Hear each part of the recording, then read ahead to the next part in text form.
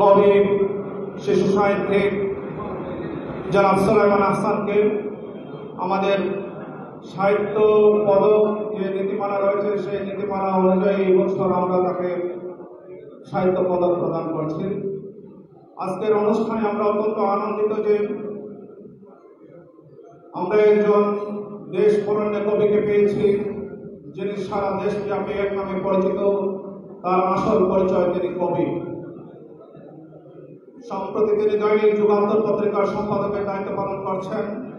আজকের অনুষ্ঠানে সম্মানিত প্রধান অতিথি হিসাবে দেশ বরেণ্য কবি আব্দুল হাই সিকদার আমাদের মাঝে এসে উপস্থিত হওয়ার জন্য আমরা তাকে ধন্যবাদ জানাচ্ছি, কৃতজ্ঞতা জানাচ্ছি।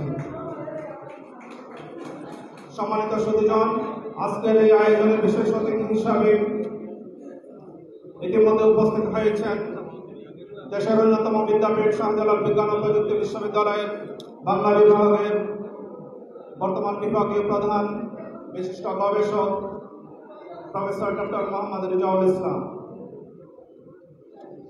এবারের অনুষ্ঠানে আমরা আপনারা জানেন যে আমাদের এবারের মূল প্রবন্ধ আমাদের সিলেটি নাগরী লিপি নিয়ে। এবারের মূল প্রবন্ধ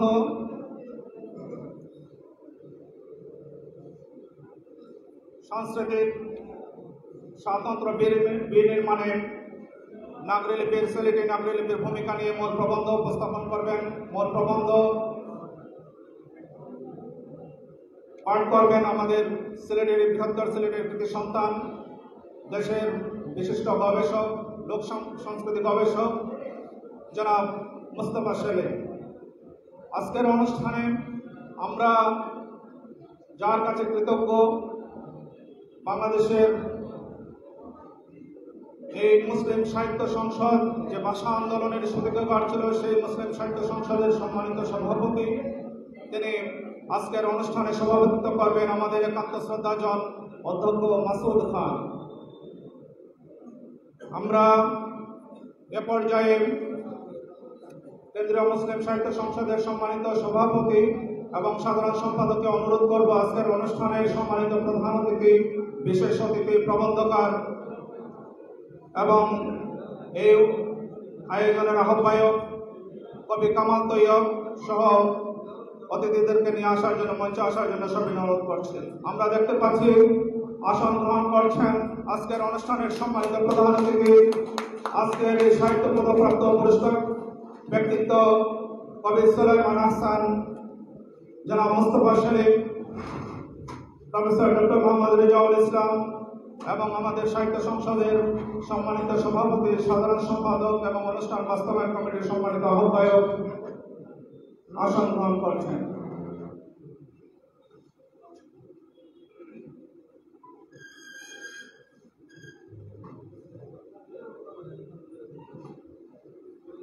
আমরা করতালির মাধ্যমে তাদেরকে স্বাগত জানানোর জন্য অনুরোধ করছি। সাবেক সাধারণ সম্পাদক মাহমুদ রাজা চৌধুরী আসন গ্রহণ করবেন।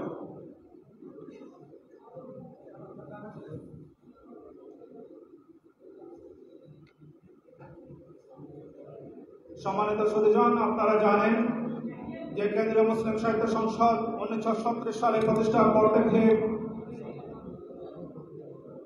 সাহিত্য পদক দিয়ে আসছে। এর ধারাবাহিকতায় 2001 সাল থেকে আমরা পর্যায়ক্রমে প্রত্যেক বৎসরই মূলত সাহিত্য পদক আমরা এখন প্রবর্তন করছে, পুরস্কার দিচ্ছে। তো আজকের এই সাহিত্য পদক, এই সাহিত্য সম্মেলনের শুরুতেই মহাগ্রন্থ আল কুরআন থেকে তেলাওয়াত করার জন্য অনুরোধ করছি আমাদের সাহিত্য আসরের যিনি সবসময় অংশগ্রহণ করেন, সিলেটের বিশিষ্ট কবি কারি আব্দুল বাসিত, কবি আব্দুল বাসিত।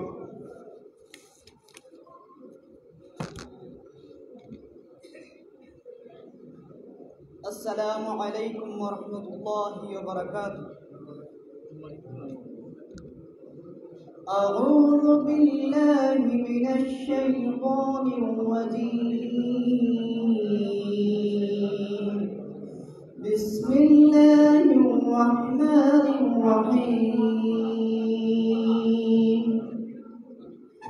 يا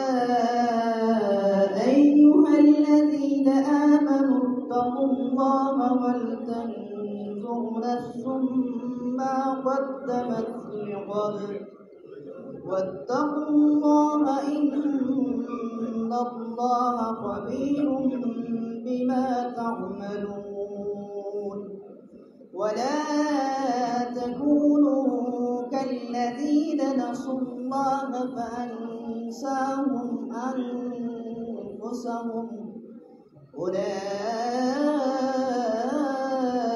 هم الفاسقون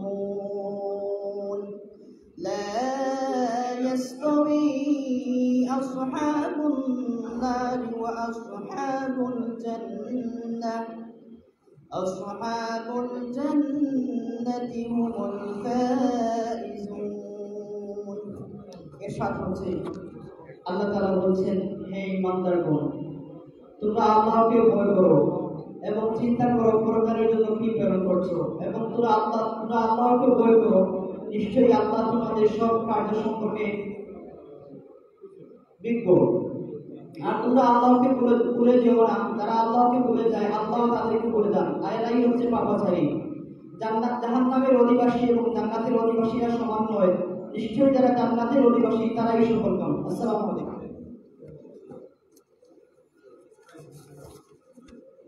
ধন্যবাদ কবি কারি আব্দুল বাসিতকে।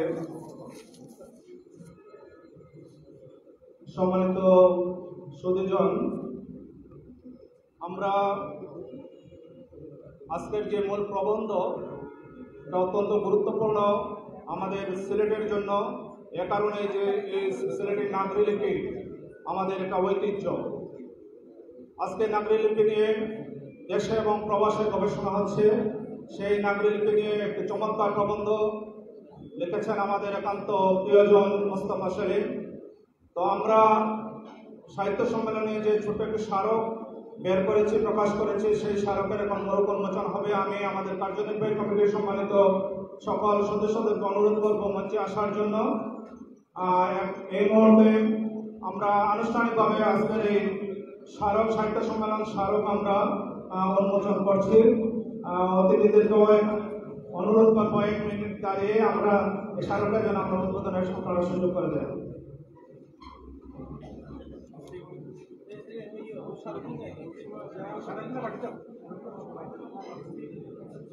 আমরা সবাইকে হাতে হাতে স্মারক পৌঁছে দেব।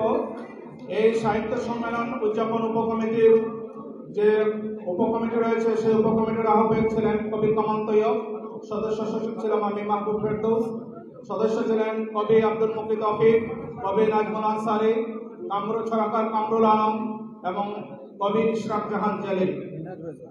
মিনহাজ ফয়সাল আমাদের একান্ত প্রিয়, যে সবচেয়ে বেশি কষ্ট করেছে, গল্পকার মিনহাজ ফয়সাল।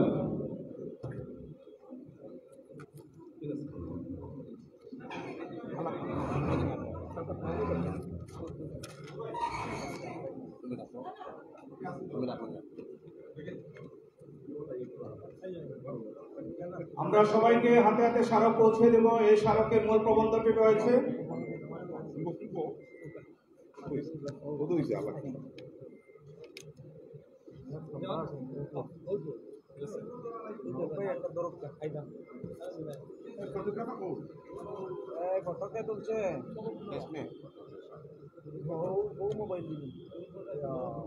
ছবি তোলা শেষ হলে আমরা সেশনটা শেষ করব। ধন্যবাদ আমাদের সম্মানিত কার্যনির্বাহী কমিটির সদস্যদেরকে এবং আমাদের অতিথিবৃন্দকে আমাদেরকে সহযোগিতা করার জন্য। আমরা আমাদের স্টাফবৃন্দকে অনুরোধ করবো এবং স্বেচ্ছাসেবকদেরকে অনুরোধ করবো যে আমাদের সুধীজনদের হাতে হাতে আজকের এই মূল্যবান স্মারকটা পৌঁছে দেওয়ার জন্য। আমরা এই স্মারকে আমরা মূল প্রবন্ধ ছাপানো হয়েছে এবং নেক্সট জাহাল ইসলামের এই মূল প্রবন্ধটি থাকবে। সম্মানিত সুধীজন, আমরা আগেই বলেছি যে আমরা এই অনুষ্ঠান নিবেদন করেছি আমাদের একান্ত শ্রদ্ধাভাজন বাংলা একাডেমি পুরস্কার প্রাপ্ত গবেষক আমাদের সিলেটের একজন সম্পদ ছিলেন, যিনি এই মুসলিম সাহিত্য সংসদের সাবেক সহ সভাপতি ছিলেন এবং ক্যাম্পাস সাহিত্য পুরস্কার তিনি পেয়েছিলেন অধ্যাপক আসাদুর আলী। অধ্যাপক আসাদুর আলীর পরিচয় এ পর্যায়ে উপস্থাপন করেছেন আমাদের বর্তমান লাইব্রেরির সম্পাদক এবং সাবেক আল ইসলাম সম্পাদক অধ্যাপক কবি নাজমুল আনসারী। জনাব অধ্যাপক মোহাম্মদ আসাদুর আলীর সংক্ষিপ্ত পরিচিতি উপস্থাপন করেছেন কবি নাজমুল আনসারী।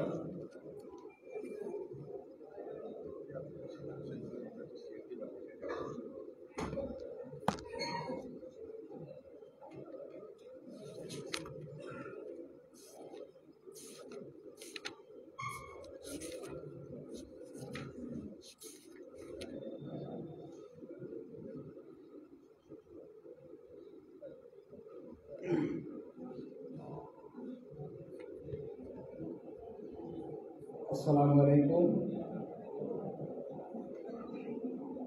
অধ্যাপক মোহাম্মদ আসাদুর আলীর সংক্ষিপ্ত পরিচিতি তুলে ধরছি। সিলেট তথা বাংলাদেশের লোকসাহিত্য গবেষণার অঙ্গনে মোহাম্মদ আসাদুর আলী এক সত্তানি সন্দেশু গবেষকের নাম। শেকড় সন্ধানী এই নিষ্ঠাবান সিলেট প্রেমিক গবেষক আজীবন সিলেটের নাগরিলিপি সহ বেহাত হয়ে যাওয়া অনেক দুর্লভ প্রাচীনতম লোকসাহিত্যের উপাদান এবং লোকচক্ষুর আড়ালে অতীত হয়ে যাওয়া সাহিত্যিকদের দীর্ঘ গবেষণার মাধ্যমে তুলে ধরেছেন তথ্য প্রমাণ সহ। মোহাম্মদ আসাদুর আলী 1929 খ্রিস্টাব্দে সুনামগঞ্জ জেলার জগন্নাথপুর উপজেলাধীন নূরপুর নামক গ্রামে জন্মগ্রহণ করেন। তার পিতা মৌলভী মোহাম্মদ উসমানুল্লাহ এবং মাতা মস্তুরা খাতুন। সৈয়দপুর 72 নম্বর প্রাথমিক বিদ্যালয়ে তার প্রাথমিক শিক্ষা জীবনের সূচনা হয়। গ্রামের প্রাথমিক শিক্ষার সমাপনী শেষে ভর্তি হন সুনামগঞ্জ সরকারি ইহুদি হাই স্কুলে। সেখান থেকে ম্যাট্রিক পাশ করেন। তারপর সিলেটের ঐতিহ্যবাহী শিক্ষা প্রতিষ্ঠান মুরাদিচাঁদ কলেজ থেকে আইএ এবং বিএ পরীক্ষায় উত্তীর্ণ হন। পরবর্তীতে ঢাকা বিশ্ববিদ্যালয় থেকে বাংলা ভাষা ও সাহিত্যে MA ডিগ্রি অর্জন করেন। শিক্ষা জীবন শেষ করে জনাব আলী একটি বেসরকারি কলেজে কিছুদিন শিক্ষকতার মহান পেশায় নিজেকে নিয়োজিত করেন। তারপর শিক্ষকতা ছেড়ে দিয়ে পুরোদস্তুর সাহিত্য সাধনায় ব্রতী হন। তিনি প্রাচীনতম সাহিত্য প্রতিষ্ঠান কেন্দ্রীয় মুসলিম সাহিত্য সংসদের সহসভাপতি, বাংলা একাডেমির আজীবন সদস্য, সংগ্রাম সাহিত্য সংস্কৃতি ফ্রন্টের চেয়ারম্যান সহ বিভিন্ন সাহিত্য সংগঠনের সাথে সম্পৃক্ত ছিলেন। সিলেটের সাহিত্য সংস্কৃতির উত্তরণ ও সমৃদ্ধকরণে আসাদুর আলীর অবদান অনস্বীকার্য। তিনি তার সুদীর্ঘ গবেষণার মাধ্যমে প্রমাণ করেছেন নবীবংশ রচয়িতা মহাকবি সৈয়দ সুলতান, রসুল বিজয় রচয়িতা মহাকবি শেখ চাঁদ, ইউসুফ জুলেখা রচয়িতা মোহাম্মদ শহীদ, সতী ময়না ও নূর চন্দ্রানী রচয়িতা দৌলত কাজী, মধুমালতী রচয়িতা মোহাম্মদ কবির এবং চন্দ্রাবতী রচয়িতা তুলসী মাগর ঠাকুর সিলেট বিভাগের অধিবাসী কীর্তিমান সাহিত্য রত্ন। এ ব্যাপারে তিনি বাংলা একাডেমির প্রকাশনা সহ কিছু গবেষণা গ্রন্থ প্রসঙ্গে নামক বইয়ের তথ্য প্রমাণ উপস্থাপন করেছেন। বৌদ্ধ সিদ্ধাচার্য গুরু মিন্নাথ ও কান্নপা সহ চর্যাপদ রচয়িতাকে সিলেটের বাসিন্দা ছিলেন। এসব বিষয়ে তিনি চর্যাপদের সিলেটি ভাষা নামক গ্রন্থে গবেষণা করে দেখিয়েছেন। তার রচিত গবেষণা গ্রন্থ লোকসাহিত্যে জালালাবাদ প্রথম খণ্ড এবং ময়মনসিংহ গীতিকা বনাম সিলেট গীতিকা নামে প্রকাশিত 10টি গীতিকার মধ্যে 9টির জন্মস্থান যে সিলেট তার তথ্য প্রমাণ সহ সংযুক্ত করেছেন। মোহাম্মদ আসাদুর আলী রচিত মোট 15টি গ্রন্থ প্রকাশিত হয়েছে। অপ্রকাশিত আছে আরও অনেকগুলো গ্রন্থের পাণ্ডুলিপি। প্রকাশিত গ্রন্থগুলোর মধ্যে উল্লেখযোগ্য হচ্ছে সিলেটের বরবী সাহিত্যের অব্যাহত দ্বারা, চর্যাপদে সিলেটি ভাষা, লোকসাহিত্যে জালালাবাদ, সিলেটি নাগরি হরফে সিলেট বিভাগের মুসলমানদের সাহিত্য সংস্কৃতি চর্চায় জালালাবাদ, সুফি শাস্ত্র রচনায় জালালাবাদ, সিলেটি ভাষা, সিলেটি প্রবাদ প্রবচন, জালালাবাদ, ভাষা আন্দোলনের প্রতিকৃত ইত্যাদি। মোহাম্মদ আসাদুর আলী তার গবেষণা কর্মে স্বীকৃতি স্বরূপ বাংলা একাডেমি পুরস্কার, কেবসা সাহিত্য পুরস্কার, রাগিব রাবেয়া সাহিত্য পুরস্কার, মহাকবি সৈয়দ সুলতান সাহিত্য গবেষণা পদক, কবি লায়লা রাগিব স্মৃতি পুরস্কার, নাট্যালুক পুরস্কার সহ অনেক পুরস্কার অর্জন করেছেন। সিলেটের গর্ব এই খ্যাতিমান গবেষক 2005 খ্রিস্টাব্দের 22 এপ্রিল তার সুদীর্ঘ সাহিত্য জীবনের সমাপ্তি ঘটিয়ে পৃথিবী থেকে বিদায় নেন। মোহাম্মদ আসাদুর আলী তার সাহিত্য গবেষণার জন্য অমর হয়ে থাকবেন বলে আমাদের বিশ্বাস। আল্লাহ তাকে জান্নাতুল ফিরদাউসে সুউচ্চ মুকাম দান করুন। আল্লাহ হাফেজ। আসসালামু আলাইকুম।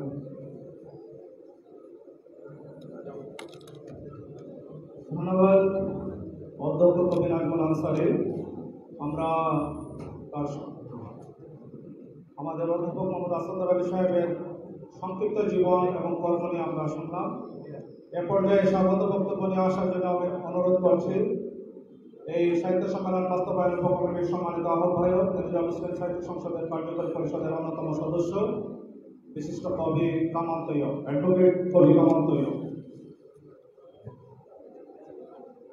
বিসমিল্লাহির রহমানির রহিম।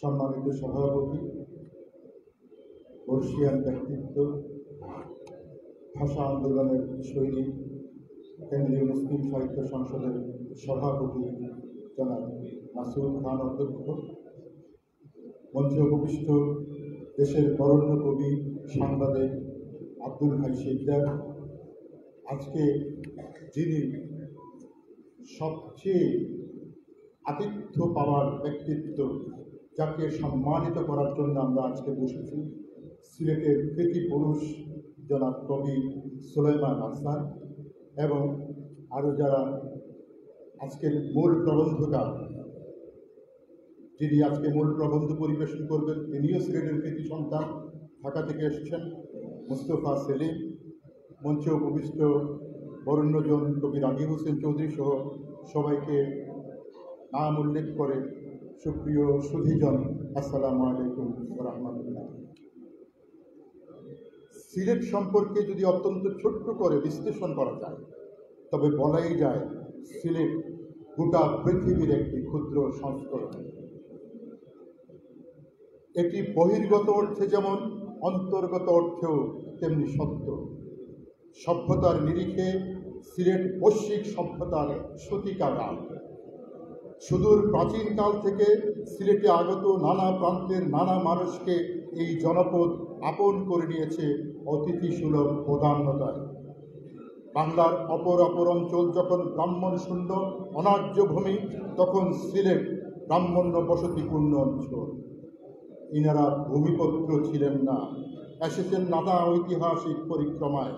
এতদত অঞ্চলে বিভিন্ন রাজ্যে যখনই কোনো বিধত্তজন স্বকীয় স্বর উচ্চকিত করেছেন এবং বিতাড়িত হয়েছেন, তারাই এই সিলেটকে অভয়াশ্রম হিসেবে বেছে নিয়েছিলেন। সব শেষে অষ্টাদশ শতকের গোড়ায় মণিপুর রাজ্য থেকে বিতাড়িত মণিপুরী সমাজ সিলেটের আতিথেয়তা গ্রহণ করে এখনও তাদের নিজস্ব সংস্কৃতির চর্চায় সহাবস্থানে অটুট বন্ধনে আবদ্ধ। এই সভ্যতার সূচনা হয়েছিল বীর শাহজালালের আগমনের মধ্য দিয়ে। তার কাফেলায় সংযুক্ত বহু ভাষী, বহু সংস্কৃতির 360 জন আউলিয়ার সকলেই সিলেটের মাটি ও মানুষের সঙ্গে একাত্ম হয়ে বৈশ্বিক সভ্যতার উন্মেষ ঘটিয়েছিলেন। তাদের উত্তরাধিকারগণই সময়ের প্রয়োজনে ইতিহাসের কোনো এক মহেন্দ্রক্ষণে সিলেটি নাগরী লিপির প্রচলন করেন এবং কয়েক শতাব্দী সফল পদচারণায় সিলেটি নাগরী লিপি সিলেটি ভাষার স্বকীয়তা বিনির্মাণে মুখ্য ভূমিকা পালন করে ইতিহাসের গৌরবোজ্জ্বল অধ্যায় রচনা করেছে। পৃথিবীর যতগুলো ভাষা রয়েছে প্রায় 50% ভাষার কোনো লিপি নেই। পক্ষান্তরে সিলেটি ভাষার নিজস্ব লিপি সিলেটি নাগরী লিপির ব্যবহার ছিল। এটি বাংলায় সিলেটের স্বতন্ত্র পরিচয়। সিলেটের সাংস্কৃতিক স্বাতন্ত্র্য বিনির্মাণে নাগরী লিপির ভূমিকাকে উপজীব্য করে কেন্দ্রীয় মুসলিম সাহিত্য সংসদের সাহিত্য সম্মেলন 2025 উদযাপন করতে পেরে আমরা আমাদের পূর্বসূরীদের দিন খানিকটা শোধ করতে পারছি বলে আনন্দ অনুভব করছি। সম্মানিত সুধীজন, অধ্যাপক মোহাম্মদ আসদ্দার আলী ছিলেন শেকড় সন্ধানী লেখক ও গবেষক। কেন্দ্রীয় মুসলিম সাহিত্য সংসদের সঙ্গে ছিল তার আত্মার মেলবন্ধন। এখান থেকেই তার রচনা সমগ্র প্রকাশিত হয়েছে। তার বিদেহী আত্মার মাগফিরাত কামনা করায় তার স্মৃতির প্রতি গভীর শ্রদ্ধা নিবেদন করে এবারের সাহিত্য সম্মেলন তাকেই নিবেদন করা হয়েছে। কবি সুলেমান আহসান একাধারে কবি, কথাসাহিত্যিক এবং সাংবাদিক। ঢাকায় বসবাস করলেও তিনি সিলেটের ভূমিপুত্র এবং সিলেটেই তার বেড়ে ওঠা। বহুমুখী প্রতিভার অধিকারী সুলেমান আহসান সিলেট থেকেই লেখালেখির সূচনা করেন।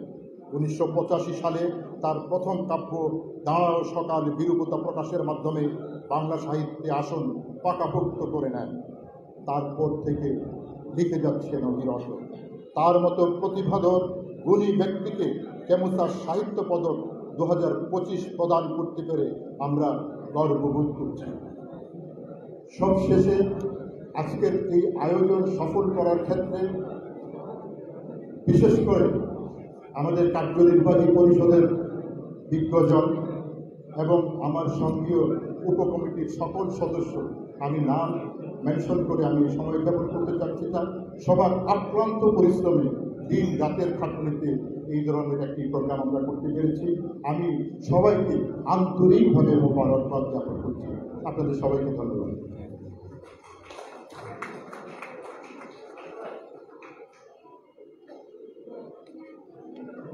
ধন্যবাদ অ্যাডভোকেট কবিতা মন্ত্রীকে সুন্দর স্বাগত বক্তব্যের মাধ্যমে এই প্রতিষ্ঠান এবং সিলেটের সাংস্কৃতিক বিভিন্ন বিষয় নিয়ে সংক্ষিপ্ত হলে অত্যন্ত গুরুত্বপূর্ণ বক্তব্য উপস্থাপন করেছেন।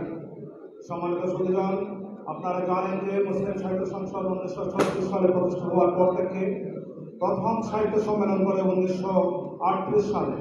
সেই 38 সালের সাহিত্য সম্মেলনে সভাপতিত্ব করেছিলেন জামান আহমদ চৌধুরী। এরপরে 1939 সালে, 1940 সালে এবং 1961 সালে সাহিত্য সম্মেলন হয়েছে।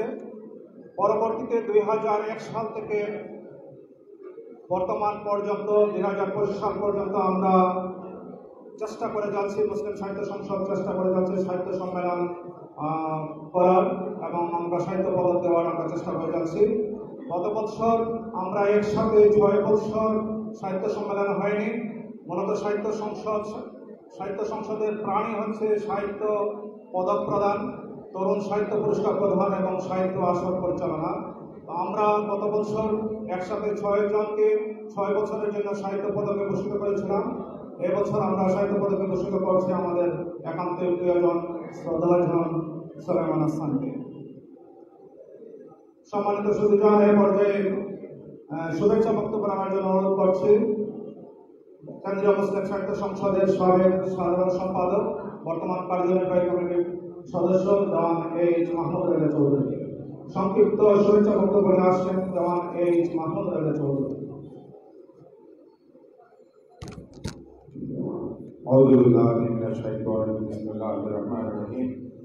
আজকের অনুষ্ঠানের সম্মানিত সভাপতি, মঞ্চ উপবিষ্ট প্রধান অতিথি, বিশেষ অতিথি এবং অন্যান্য কার্যকরী কমিটির সদস্য যারা আছেন, আমার সামনে উপস্থিত কার্যকরী সদস্য এবং লেখক বন্ধুরা, লেখক, আমরা মুসলিম সাহিত্য সংসদের এই 89 বছর ঐতিহ্যের এই স্মারক আমরা বলি যে এটা ঐতিহাসিক বিদ্যাপীঠ, library is the mother of university. আমরা বলি আপনারা এই বিদ্যাপীঠে আসবেন, ধ্যান নেবেন।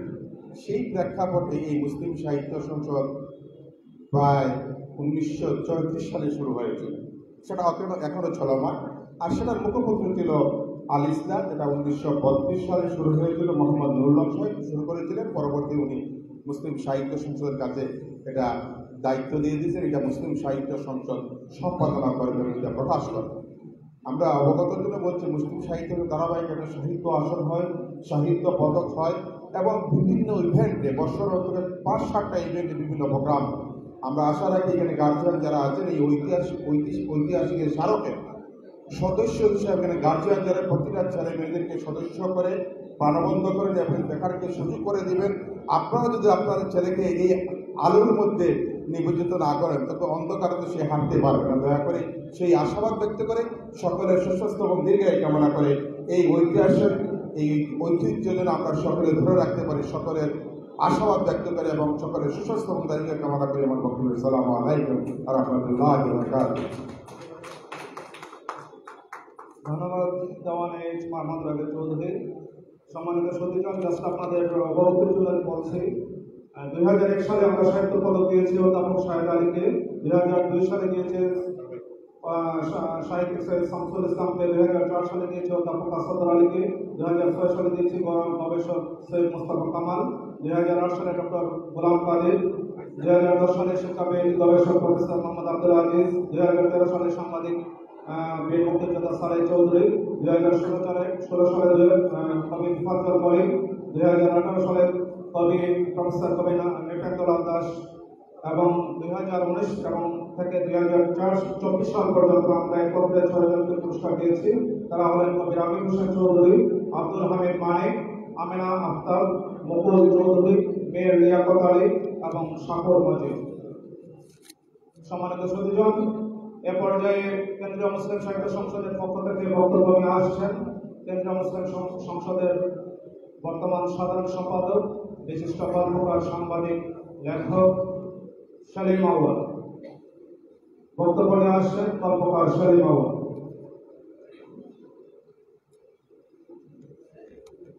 আজকে সবার সম্মানিত সভাপতি, আমরা জানি যে এদেশের মজলুম জননেতা বলতে যাকে বোঝায় সেই লুঙ্গি পরা, মাথায় বেতের টুপি পরা মৌলানা ভাসানী স্মৃতিদণ্ড এই মুসলিম সাহিত্য সংসদ 47-এর সেই গণভোটের সময় মৌলানা ভাসানী এই মুসলিম সাহিত্য সংসদের দীর্ঘ সময় অতিবাহিত করেছেন। এই বাংলা আসামে সেই পিছিয়ে পড়া মানুষকে, সেই পিছিয়ে পড়া মুসলমানদের অধিকার আদায়ের জন্য মৌলানা ভাসানী জীবনের একটি গুরুত্বপূর্ণ সময় অতিবাহিত করেছেন। সেই মৌলানা ভাসানী স্নেহধন্য, সেই মৌলানা ভাসানী জুনিয়র যে সহকর্মী অধ্যক্ষ মাসুদ খান, মৌলানা ভাসানী যাকে ডেকে নিয়ে গিয়েছিলেন সেই তার সন্তোষে কলেজ পরিচালনার অধ্যক্ষের দায়িত্ব দিয়েছিলেন, তিনি হচ্ছেন অধ্যক্ষ মাসুদ খান, যিনি আজকের সভার সভাপতি, বাংলাদেশের গর্বের প্রতিষ্ঠান কেন্দ্রীয় মুসলিম সাহিত্য সংসদের সভাপতি। মৌলানা ভাসানী যার নাম রেখেছিলেন, যার জন্মের পর নাম রেখেছিলেন, তিনি হচ্ছেন আব্দুল হাই শিকদার। মৌলানা তার পুরো ফ্যামিলি মৌলানা ভাসানী অত্যন্ত স্নেহধন্য, অত্যন্ত ভালোবাসায় শিখত। সেই তাদেরকে নিয়ে আজকে আমরা অনুষ্ঠান করছি। আমি স্বাগত জানাচ্ছি কবি আব্দুল হাই শিকদারকে।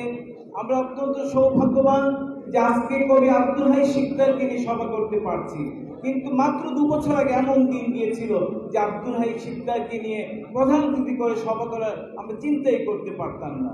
আজকে আমি কৃতজ্ঞ চিত্তে স্মরণ করছি যাদের রক্তের বিনিময়ে আমাদের মুক্তির মন্দির রচিত হয়েছে, সেই জুলাই যোদ্ধাদেরকে। আজকে আমি কৃতজ্ঞ চিত্তে স্মরণ করছি যারা সাহিত্য সংসদকে আজকের এই পর্যায়ে নিয়ে এসেছেন। আপনার আব্দুল হাই শিকদার সাহেব নজরুল গবেষক, তার একটি লেখায় তিনি সুস্পষ্টভাবে উল্লেখ করেছেন যে বাংলাদেশে প্রথম যে নজরুল সাহিত্য সম্মেলন হয়েছিল সেটাই মুসলিম সাহিত্য সংসদ করেছে। মুসলিম সাহিত্য সংসদের সেদিনের সাহিত্য সম্মেলন আজকের মতো এই সুরম্য অট্টালিকা ছিল না, কিন্তু সেখানে একটা জৌলুস ছিল। সে জৌলুস ছিল মঞ্চে বসেছেন লেখকরা, সামনে বসে আছেন মন্ত্রী মহোদয়েরা। এই ঐতিহ্য বহন করে আমরা এগিয়ে যাচ্ছি। মুসলিম সাহিত্য সংসদ মানে ঢাকায় 1947 সালে প্রথম 6ই ডিসেম্বর বাংলাকে রাষ্ট্রভাষা করার জন্য সভা হয়েছিল, কিন্তু তারও আগে 1947-এর 9 নভেম্বর মুসলিম সাহিত্য সংসদ সভা করেছে। 30 নভেম্বর মুসলিম সাহিত্য সংসদের সভারা উর্দুর সমর্থকরা পণ্ড করে দিয়েছিল। এই ঐতিহ্য ধারণ করে আছি আমরা। হচ্ছে সেই সংসদ যারা কাজী নজরুল ইসলাম যখন অসুস্থ তখন এই সিলেট থেকে সিলেটের মানুষের টাকা সংগ্রহ করে নজরুলের চিকিৎসার জন্য পাঠিয়েছিল, সেই সংসদে আমরা উত্তরাধিকার গ্রহণ করছি। আমি কথা বাড়াবো না, আমরা চাই যে আমাদের গুণীজন যারা আছেন তাদের যাতে আমরা সম্মানিত করতে পারি। তাদেরকে সম্মানিত করা মানেই আমরা সম্মানিত হওয়া। আজকে আমাদের সকল কমিটির সকলেই একটি ব্যাপারে যে তারা একটি স্বস্তি নিঃশ্বাস পেলেন, যে যদিও আমরা পারিনি যে আমাদের সেই কবি মুকুল যদি মৃত্যুর আগে তার হাতে আমরা সাহিত্য সংসদের পদকটি তুলে দিয়েছিলাম। আসলে একটি পদক একজন লেখকের জন্য তেমন গুরুত্বপূর্ণ বিষয় নয়। পদক মানে লিও টলস্টয়, তাই বলে কি আমরা তার কথা মনে করছি না। নোবেল প্রাইজ পাননি, কিন্তু তার কথা বারবার মনে করছি। পুরস্কার বড় কথা, তবুও পুরস্কার একটি তৃপ্তির বিষয়। আমি আজকে ধন্যবাদ জানাচ্ছি কবি সুলাইমান হাসানকে। কবি সুলাইমান হাসান আজকে দীর্ঘদিন থেকে ঢাকায় আছেন, কিন্তু এই সিলেটের প্রতিটি অলিতে গলিতে তিনি ঘুরে বেরিয়েছেন। তাদের যখন সংলাপ সাহিত্য সংস্কৃতি ফ্রন্ট ছিল একটি সাহিত্য সংগঠন, সেই সাহিত্য সংগঠনের সেক্রেটারি জেনারেল ছিলেন। অনেক স্বপ্নের কথা তারা বলতেন, অনেক অনেক বড় বড় স্বপ্ন করতেন। দেখেন না, সাহিত্য সংগঠনের নাকি সংলাপ সাহিত্য সংস্কৃতি ফ্রন্ট, মানে এই ধরনের সংগঠন করেছেন সুলাইমান হাসান। তাকে আমরা ধন্যবাদ জানাচ্ছি। আর বিশেষ করে যে আমরা আমাদের সেই পূর্বপুরুষরা যে লিপিতে পুঁথি পড়তেন, যে লিপিতে বলা হয় যে 2.5 দিন লাগে একটা লিপি শিখতে, সেই লিপির নাম নাগরি লিপি। সেই নাগরি লিপি আমাদের ঘরদের প্রচলিত ছিল।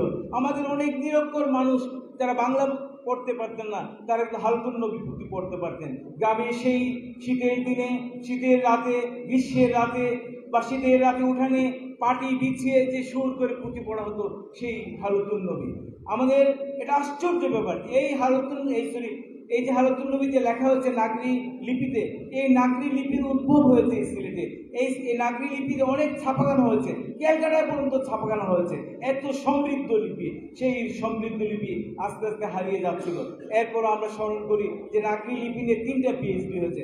সর্বশেষে ঢাকায় যিনি নাগরি লিপিকে খুব ভালোভাবে তুলে ধরেছেন, বুদ্ধিজীবী মহলে বারবার চোখে আঙ্গুল দিয়ে দেখিয়ে দিয়েছেন যে বাংলা ভাষার, বাংলা লিপির একটি সহোদর হচ্ছে, আরেক ভাই হচ্ছে নাগরি লিপি। এই জিনিসটা উপস্থাপনে যিনি নিরন্তর প্রচেষ্টা চালাচ্ছেন, তিনি হচ্ছেন গবেষক মুস্তফা সেলিম। আমি খুব ভালো লাগছে যে তিনি এসেছেন এবং তার কাছ থেকে আমরা অনেক কিছু জানবো। আপনারা সবাই যে আজকে সারাদিন থেকে কষ্ট করছেন, আমাদেরকে অনুপ্রাণিত করছে যে আমরা আগামী দিনে আরো জমজমাট একটি সাহিত্য আসর করব। সেই সাহিত্য সম্মেলনে আপনাদের সহযোগিতা, সবার সহযোগিতা কামনা করি আমার বক্তব্য শেষ করছি। আল্লাহ হাফেজ।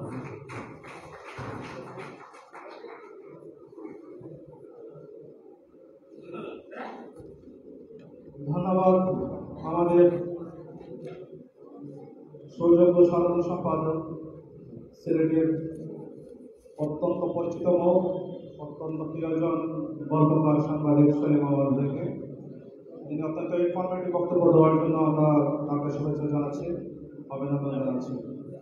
সম্মানিত সুধীজন, আজকের এই সাহিত্য সম্মেলনের যে প্রবন্ধ, সে প্রবন্ধের মূল বিষয়বস্তু হচ্ছে সিলেটি নাগরি লিপি। আজকের এই মূল প্রবন্ধের বিষয়বস্তু নির্ধারণ করা হয়েছে সাংস্কৃতিক স্বাতন্ত্র বিনির্মাণে সিলেটি নাগরি লিপির ভূমিকা।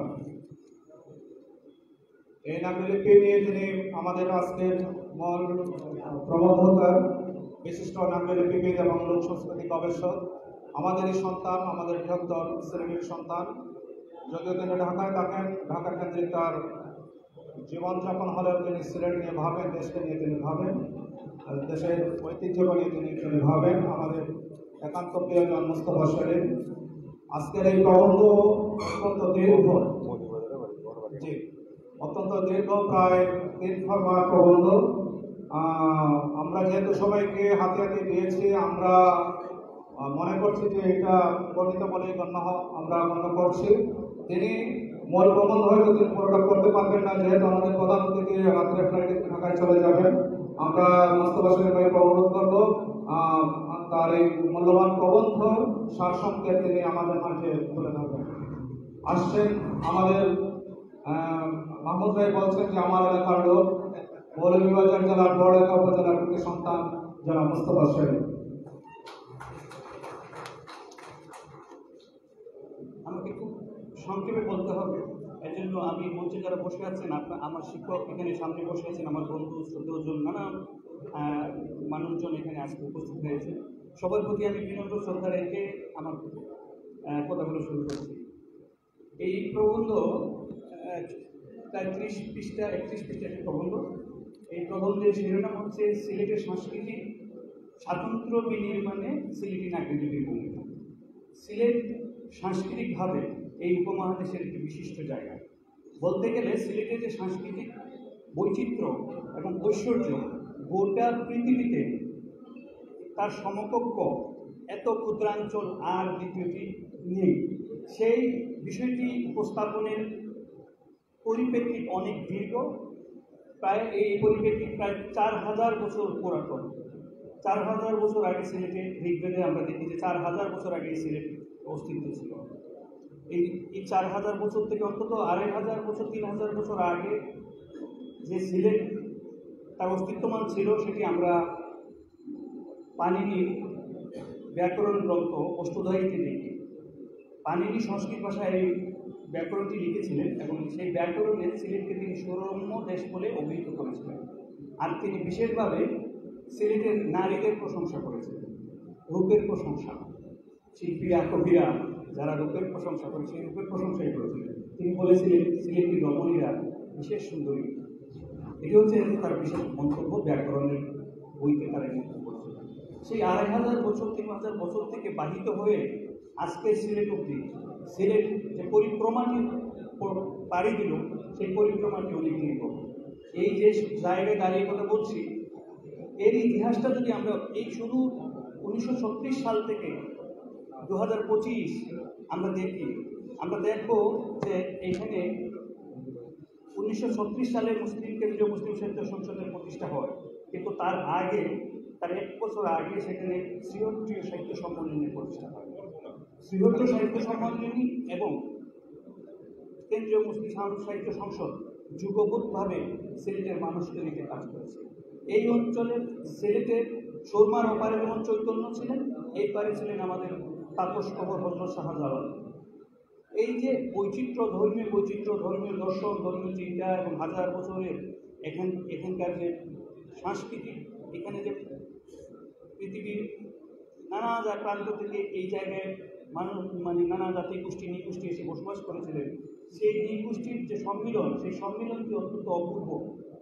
একটি এলাকার সংস্কৃতি গড়ে ওঠে মানুষের দার্শনিক চিন্তা থেকে, বৈচিত্র্য থেকে। আমরা পৃথিবীর এখন এই সময়ে পৃথিবীর সবচেয়ে শক্তিশালী দেশগুলোকে আমরা দেখব ইমিগ্রেন্টদের দেশ হিসেবে। আপনি আমেরিকাকে আমরা পৃথিবীর একটি বিশাল শক্তি ভাবি এবং সত্যি অতি চিন্তায়, বিজ্ঞানে, দর্শনে, অর্থনীতিতে, রাজনীতিতে, সাহিত্যে, সর্বক্ষেত্রেই তারা পৃথিবীর একদম সুপার পাওয়ার। এর কারণ হচ্ছে তারা সমস্ত পৃথিবীর মানুষের চিন্তাকে ধারণ করে। প্রায় 800 ভাষার মানুষ আমেরিকায় বসবাস করে এবং এই 800 ভাষার মানুষের যে দার্শনিক চিন্তাকে সমন্বয় করে একটি জাতিরাষ্ট্র আমেরিকা যেভাবে তাদের সুপ্রিমেসিটা গোটা পৃথিবীর উপর প্রতিষ্ঠা করেছে, সেটি একটি শক্তি।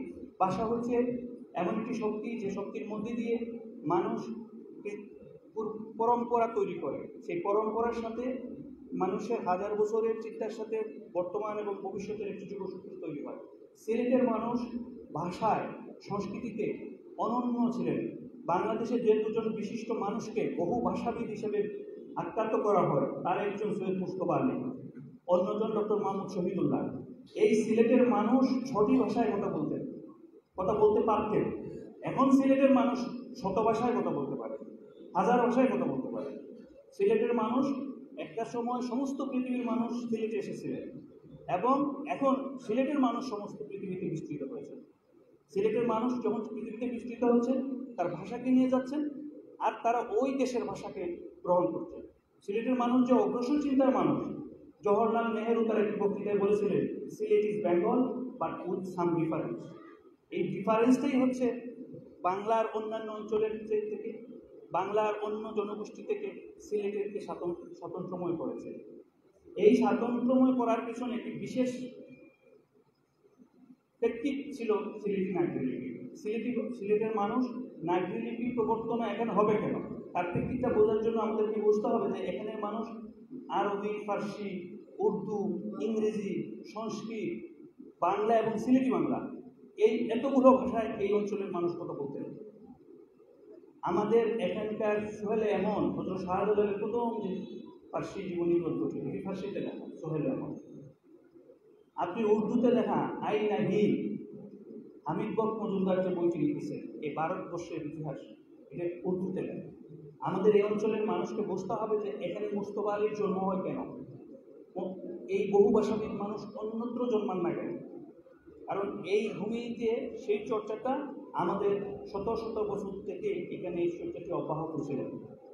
আমরা সিলেটি নাগরি লিপি প্রবর্তনার আগে আমাদেরকে বুঝতে হবে যে এখানে সিলেটি নাগরি লিপি প্রবর্তিত হবে কেন। এটি একটি পৃথিবীর বিস্ময়কর ঘটনা যে একটি ভাষা লেখার জন্য দুটো লিপি প্রবর্তনা হয়েছে মাত্র পৃথিবীতে দুটি জায়গায়। একটি হচ্ছে আমাদের সিলেটে, অন্যটি হচ্ছে ইংল্যান্ডের স্কটল্যান্ডের এই ভাষাটা হচ্ছে ককনির একটি অ্যালফাবেটের একটি বিকল্প লিপি তৈরি হয়েছিল সহজে এই লিপি, কিন্তু সেই লিপিটি টেকেনি। প্রদেশের মানুষ সেটিকে সমর্থন করে নিয়ে গ্রহণ করে নিয়ে এগিয়ে নিয়ে যান।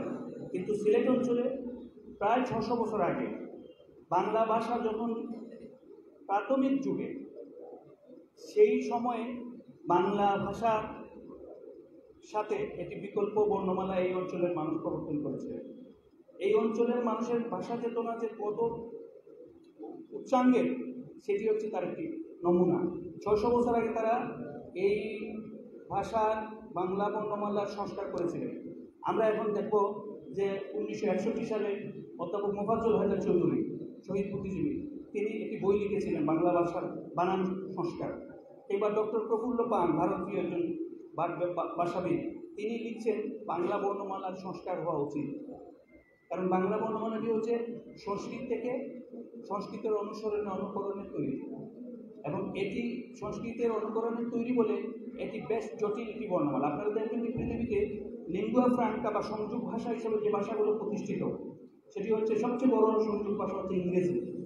ইংরেজির বর্ণসংখ্যা মাত্র 26টি, এবং এইগুলো এই ইংরেজিতে আপনার চুক্তাক করে নেই, রফলা জফলা বফলার ঝামেলা নেই, নানা দিক থেকে এটি অত্যন্ত সহজ, সংক্ষিপ্ত, সরল বলে এটি সমস্ত পৃথিবীতে তার আধিপত্য বিস্তার করতে সক্ষম হয়েছিল।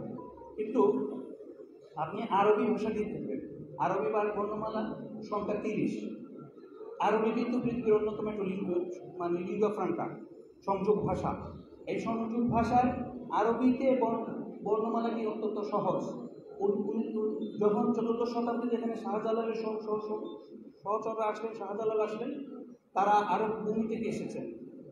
তারা তাদের সহজ সরল ভাষার সাথে তাদের পরিচয় ছিল, এবং তারা যখন এখানে আসলেন, এসে তারা এইখানকার মানুষকে শিক্ষিত করার লক্ষ্যে তারা জানতেন যে মানুষের মধ্যে শিক্ষা দীক্ষার বিস্তার ছাড়া তার মধ্যে আধ্যাত্ম চিন্তা বলেন কিংবা জাগতিক চিন্তা বলেন তার প্রকৃত সঞ্চারণ সম্ভব নয়। তাই তারা বাংলা বর্ণমালা, এবং যেহেতু তারা হযরত শাহজালালের সব সহচর কিন্তু আরব দেশীয় নন, আর তিনি যখন সেখান থেকে তার কাফেলাটা নিয়ে এসেছেন আফগান হয়ে, ভারতবর্ষ হয়ে এখানে এসেছেন, তার সাথে স্থানে স্থানে যুক্ত হয়েছিলেন বহু দেশের মানুষ। এই বহু দেশের মানুষের যে অভিজ্ঞতার সমৃদ্ধ একটি অলিকুল এখানে এসেছিলেন, সেই অলিকুলের মধ্য থেকে ভাষা সচেতন কোনো গোষ্ঠী আমরা 14 শতাব্দীতে এই নাগরিকলিপি প্রবর্তন করেন। তাদের উদ্দেশ্য ছিল সাধারণ মানুষকে শিক্ষিত করা, বাংলা ভাষার জটিলতাকে মুক্ত করা, বাংলা ভাষা গণশিক্ষা প্রচলন করা। আমরা এটি প্রবন্ধ যখন আমি পাঠাই কবি তামাম তৈয়বের কাছে, তিনি এটি প্রথম পাঠক, তিনি আমাকে একটি রিভিউ দিয়েছিলেন, যে বলেছিলেন এই প্রবন্ধে আপনি মোহাম্মদ সাদিকের থিসিসকে আপনি তার থিসিসকে সমালোচনা করতে যে বিস্তৃত জায়গা বা পরিসর গ্রহণ করেছেন, এটি প্রবন্ধে এটি কি খুব জরুরি ছিল? আপনারা যখন পড়বেন আপনাদের মনেও একই প্রশ্নটা আসতে পারে যে মোহাম্মদ সাদিকের থিসিস থেকে এখানে প্রান্ত প্রমাণ করার জন্য এত কিছু লেখার প্রয়োজন ছিল কিনা। ছিল এই অর্থে যে মোহাম্মদ সাদিক যে পিএইচডিটা করেছেন, তার আগে আরও 2টো পিএইচডি হয়েছে। একজনকে কেমুসাস সাহিত্য পুরস্কারও দেওয়া হয়েছে, অধ্যাপক ডক্টর গুলাম কাদেরকে। তিনি ছিলেন সুনামগঞ্জের ধর্মপাশার অধিবাসী ছিলেন, অত্যন্ত বিদগ্ধ মানুষ, অধ্যাপনা করতেন, তার মনীষা অত্যন্ত উচ্চমানের ছিল। তিনি এবং ভারতীয় একজন অধ্যাপক ডক্টর মুসাফির ভুইয়া, তিনি নাগরিক নিয়ে পিএইচডি করেছেন। ডক্টর গোলাম কাদের প্রথম, দ্বিতীয় পিএইচডিটা মুসাফির ভুইয়া, তৃতীয় পিএইচডিটা মোহাম্মদ সাদিক। প্রথম দুটো পিএইচডিতে নাগরিকলিপি কোন জনগোষ্ঠীর জন্য প্রবর্তিত হয়েছে এই নিয়ে তেমন বিতর্ক করার মতো কোনো কথা তারা লিখেননি এবং তারা নতুন কোনো মতবাদ প্রচার করে। কিন্তু মোহাম্মদ সাদিক করেছেন। মোহাম্মদ সাদিক লিখে তার পিএইচডি শিরোনাম ছিল সিলেটি নাগরিকলিপি ফকিরি ধারার ফসল। তিনি তার পিএইচডির 18-19 পৃষ্ঠার যে থিসিসটি এখানে আসছে সেখানে তিনি বলেছেন, পীর ফকিরদের মধ্যে গোপনীয় বাদচর্চায় সাংকেতিক লিপি হিসেবে সিলেটি নাগরিকলিপি প্রচলিত হয়েছে এবং এটিকে তিনি প্রমাণ করতে যথেষ্ট খোরাযুক্তি উত্থাপন করেছেন এবং তিনি এই থিসিসটি উপস্থাপন করে ভারতের আসাম থেকে ডক্টর তপোদীন ভট্টাচার্যের অধীনে পিএইচডি ডিগ্রি লাভ করেছিলেন। এই পিএইচডিকে আমাদের ভ্রান্ত প্রমাণ না করলে সিলেটের সংস্কৃতির যে মূল শক্তি সেটি প্রকাশিত হবে না বলে আমি এই প্রবন্ধে এই বিষয়ে দীর্ঘ আমার যুক্তিতর্ক উপস্থাপন করেছি। সিলেটি নাগরিকলিপি যদি পীর ফকিরদের গোপনীয় লিপি হবে, তাহলে 1774 সালে বাংলা মরুমিজানের আদি পাণ্ডুলিপি যেটি রচিত হলো সেটি হচ্ছে সিলেটি নাগরিকলিপিতে রচিত হয়েছে। যদিও এই পাণ্ডুলিপিটি 247 বছর অপ্রকাশিত ছিল। 2021 সালে আমি এই পাণ্ডুলিপিটি সম্পাদনা করি গোলাম হোসেনের গান নামে। হরপ্রসাদ শাস্ত্রী নেপাল রাজদরবার থেকে আমাদের জন্য যে চর্যাপদ বহন করে নিয়ে এসেছিলেন, সেই চর্যাপদ ছিল বাংলা লিপির আদি নমুনা এবং সেখানে আমরা লক্ষ্য করি 48টি বৌদ্ধ সিদ্ধার্থরা 48টি বৌদ্ধ আধ্যাত্ম চিন্তারকে তাদের গানে উপস্থাপন করেছিলেন। মোহাম্মদ আসগর আলী যাকে বলতে চেয়েছেন এই চর্যাপদের ভাষা হচ্ছে সিলেটি ভাষা এবং প্রকৃতপক্ষে চর্যাপদের যে ভাষা সেই ভাষার সাথে সিলেটের ভাষা, ময়মনসিংহের ভাষা, আসাম এমনকি কলকাতার কোনো কোনো অঞ্চলের ভাষার একটা সামঞ্জস্য আমরা দেখতে পাই। এজন্য মোহাম্মদ আসগর আলী তার চর্যাপদে সিলেটি ভাষা নামে একটি স্বতন্ত্র গ্রন্থ প্রণয়ন করেন এবং সেই গ্রন্থে তিনি দেখিয়েছেন যে কারনুপার একটি কবিতাকে তিনি বিশেষভাবে উল্লেখ করেছেন। কারনুপা বলেছেন যে যে আইলাতে গেলাম, একটি কবিতার তার গানের একটি বাণী, যে আইলাতে গেলাম, এটি হচ্ছে সিলেটের বর্তমানে যে আমাদের লোকভাষা, আমাদের যে মুখের ভাষা, সেই ভাষার সাথে কিন্তু পুরোপুরি মিলে। তার সিলেটের যে ব্যাকরণের যে ক্রিয়াপদ আইলা, গেলা, হাইলা, এগুলো কিন্তু সিলেটি ব্যাকরণের সাথে সামঞ্জস্যপূর্ণ। মোহাম্মদ আসগর আলীর সিলেটি ভাষা নামে একটি বই আছে, কিংবা অধ্যাপক চিত্রস্বর্ণ লাহারি, যিনি এমসি কলেজে অধ্যাপনা করতেন, প্রবীণদের শিক্ষক হতে পারেন, তিনি অত্যন্ত প্রাজ্ঞ মানুষ ছিলেন। তিনি সিলেটে অবস্থানকালীন সময় একটি গ্রন্থ লিখেছিলেন, অসাধারণ অনন্য গ্রন্থ। সিলেটি ভাষাকে বোঝার জন্য এই গ্রন্থটি আমাদের সবার পাঠ করা উচিত। সিলেটি ভাষা তত্ত্বের ভূমিকা, সেই ভূমিকাতে তিনি যে ব্যাকরণিক আলোচনা করেছেন সেগুলোর সাথে ওই চর্যাপদের ভাষার হুবহু কিংবা প্রায় কাছাকাছি মিল খুঁজে পেয়েছেন আসগর আলী সহ অনেক গবেষক। আসগর আলীর আগে এই প্রসঙ্গটির বিতর্ক উত্থাপন করেছিলেন সৈয়দ মুর্তজা আলী, সৈয়দ মুস্তফা আলী অগ্রজ। তিনি ঢাকা বিশ্ববিদ্যালয়ে একটি সেমিনারে প্রথম প্রবন্ধ উত্থাপন করেছিলেন এবং বলেছিলেন যে চর্যাপদের ভাষা সিলেটি। সৈয়দ মুস্তফা আলী এই অগ্রজও আমাদের সিলেটের ইতিহাস, ঐতিহ্য, সংস্কৃতির এক কালপুরুষ। তিনি তার গবেষণার সাথে আমাদের সাধারণের পরিচয় কম। তিনি এমন একটা উচ্চতায় দার্শনিকতায় তিনি সিলেটের সংস্কৃতিকে তুলে নিয়ে গেছেন, তাকে আমরা আমাদের একাল ও ভাবিকাল অনন্তকাল আমাদেরকে স্মরণ করতে হবে। তো সেই যে নাগরিলিপি, সেই নাগরিলিপি যখন আমাদের এই অঞ্চলে প্রবর্তনা হয় তখন আমরা দেখি যে সাধারণ মানুষ এটিকে গ্রহণ করেছে। যদি বাংলার মরমিজানের আদি পাণ্ডুলিপি সিলেটে রচিত হয় নাগরিলিপিতে এবং সিলেটি নাগরিলিপি যদি গণমানুষের মধ্যে সমর্থিত না হয়, তাহলে আমরা বলবো যে এটি ঠিক না। আপনাদের আরেকটি তথ্য জানা উচিত, সিলেটে বাংলা লিপি মুদ্রণের পূর্বে নাগরিলিপির মুদ্রণ শুরু হয়। নাগরিলিপির মুদ্রণ শুরু হয় 1860 বাংলা লিপির মুদ্রণ শুরু হয় 1876। বাংলা অঞ্চলে এইটি আর কোথাও ঘটেনি যে বাংলা মুদ্রণের আগে বাংলা লিপির বিকল্প কোনো মুদ্রণ শুরু হয়েছে। এখান থেকে প্রমাণিত হয় যে এটি সিলেটের গণমানুষের মধ্যে অত্যন্ত বিস্তারে প্রচারিত ছিল। অথচ মোহাম্মদ সাদিক পিএইচডি করার জন্য বেছে নিয়েছেন যে তথ্যটি, সেটি তিনি প্রতিষ্ঠা করে পিএইচডিও তিনি গ্রহণ করেছেন। তিনি বাংলাদেশ সরকারের উচ্চ পদে আসীন ছিলেন। তিনি পিএসসিতে ছিলেন, সচিবালয়ে ছিলেন, পরবর্তীতে সংসদ সদস্য ছিলেন এবং তার এই বড় আসনটির জন্য তার থিসিসটি প্রকাশনা করেছে এশিয়াটিক সোসাইটি এবং এটি বহুভাবে সার্কুলেটেড থিসিস। মোহাম্মদ সাদিক বলেছেন যে পীর ফকিরদের ব্যবহারের জন্য এই লিপিটি হয়েছে, কিন্তু লিপি বিজ্ঞান বা ভাষা বিজ্ঞানে অভিজ্ঞ বা যাদের একাডেমিক নলেজ আছে তারা জানেন পৃথিবীর কোথাও ভাষার ধর্মের জন্য ভাষার প্রবর্তন হয় না, বরং ধর্মগুলো ভাষা যে অঞ্চলে যিনি ধর্ম প্রচারক ছিলেন তিনি সেই অঞ্চলের ভাষাকে গ্রহণ করেছেন। আমাদের মহানবী আরবে জন্মগ্রহণ করেছিলেন বলে তিনি আরবের ভাষায় কথা বলতেন এবং তার কাছে ওই আসতো আরবের ভাষায়, কারণ ধর্ম প্রচারকরা তাদের মিশন হচ্ছে জনমানুষের মধ্যে তাদের মতবাদকে বা তাদের চিন্তাকে, তাদের দার্শনিকতাকে প্রচারিত করা। এখন এই যে মোহাম্মদ সাদিক বলেছেন, কিংবা আমরা যখন দেখব যে একজন নেটিভ আরব দেশের একজন ইহুদি আরবিতে কথা বলে না, সে ইংরেজিতে কথা বলে না, আর অন্য ইউরোপের একজন মুসলমান নেটিভ মুসলমান মানে ওই দেশের রক্তের মুসলমান সে ইংরেজিতে কথা বলে। অর্থাৎ ভাষার জন্য পৃথিবীতে কোনো লিপির প্রবর্তনা হয়নি। তো মোহাম্মদ সাদিক এইরকম একটি পিএইচডি করে আমাদেরকে বিভ্রান্তির মধ্যে ফেলেছেন, যেটা ছিল সিলেটের মানুষের স্বতঃস্ফূর্ত অংশগ্রহণে গণমানুষের মধ্যে প্রচারিত কেতাব হালতুন নবী। প্রবীণরা আমার সাথে যত প্রবীণের দেখা হয় সবাই বলেন আমার দাদা নানি কেতাব হালতুন নবী পাঠ করতেন। 1860 সালে কেতাব হালতুন নবী মুদ্রিত হয় এবং এটি 12টি সংস্করণ তখন মুদ্রিত হয়েছে। 12 সংস্করণ মানে 60,000 কপি। এভাবে সিলেটি নাগরিক 60,000 কপি আজকে থেকে 150 বছর আগে সিলেটের পরিসংখ্যা ছিল অনেক কম, হিন্দু জনগোষ্ঠীর সংখ্যা ছিলেন আজকের তুলনায় আনুপাতিক হারে বেশি।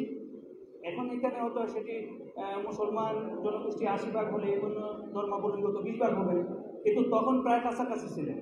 1935 সালের একটি পরিসংখ্যান আমি দেখেছি, হিন্দু মুসলমানের তফাৎ সংখ্যায় সিলেটে খুব অল্প ছিল।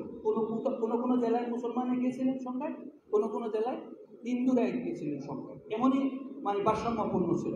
সেই সময় 60,000 কপি পুঁথি ঘরে ঘরে পৌঁছে গেছিল। এই যে জনমানুষের মধ্যে যে তার বিস্তৃতি, সেই বিস্তৃতি মোহাম্মদ সাদিক বলছেন যে পীর ফকিরদের গোপন বিষয়। আর পীর ফকিররা যে গোপন বিষয় তিনি তার ঘোরাযুক্তি নানাভাবে প্রদর্শন করেছেন এবং তিনি বলেছেন যে এইগুলো প্রকাশকরা সাধারণ মানুষের মধ্যে সম্প্রসারণ করেছে। প্রকাশকরা কখনো মানে এখনও না, তখন তো দূরের কথা, এখনও না কোনো গ্রন্থের বা বইয়ের যদি পাঠক না থাকে ওটা প্রকাশ করার উদ্যোগ নেন না। মুন্সি আব্দুল করিম যিনি ছাপাখানা উদ্যোগ নিয়ে এখানে ছাপাখানা তৈরি করেছিলেন, তখন ছাপাখানা প্রতিষ্ঠা অনেক কঠিন থাকছিল। আজকের মতো চলতি হরফ ছিল না, তখন ইলেকট্রনিক টাইপ ছিল না। কলকাতা থেকে বরফ বানিয়ে এনে এখানে তিনি ম্যাগনেটিক মুদ্রণ করতেন।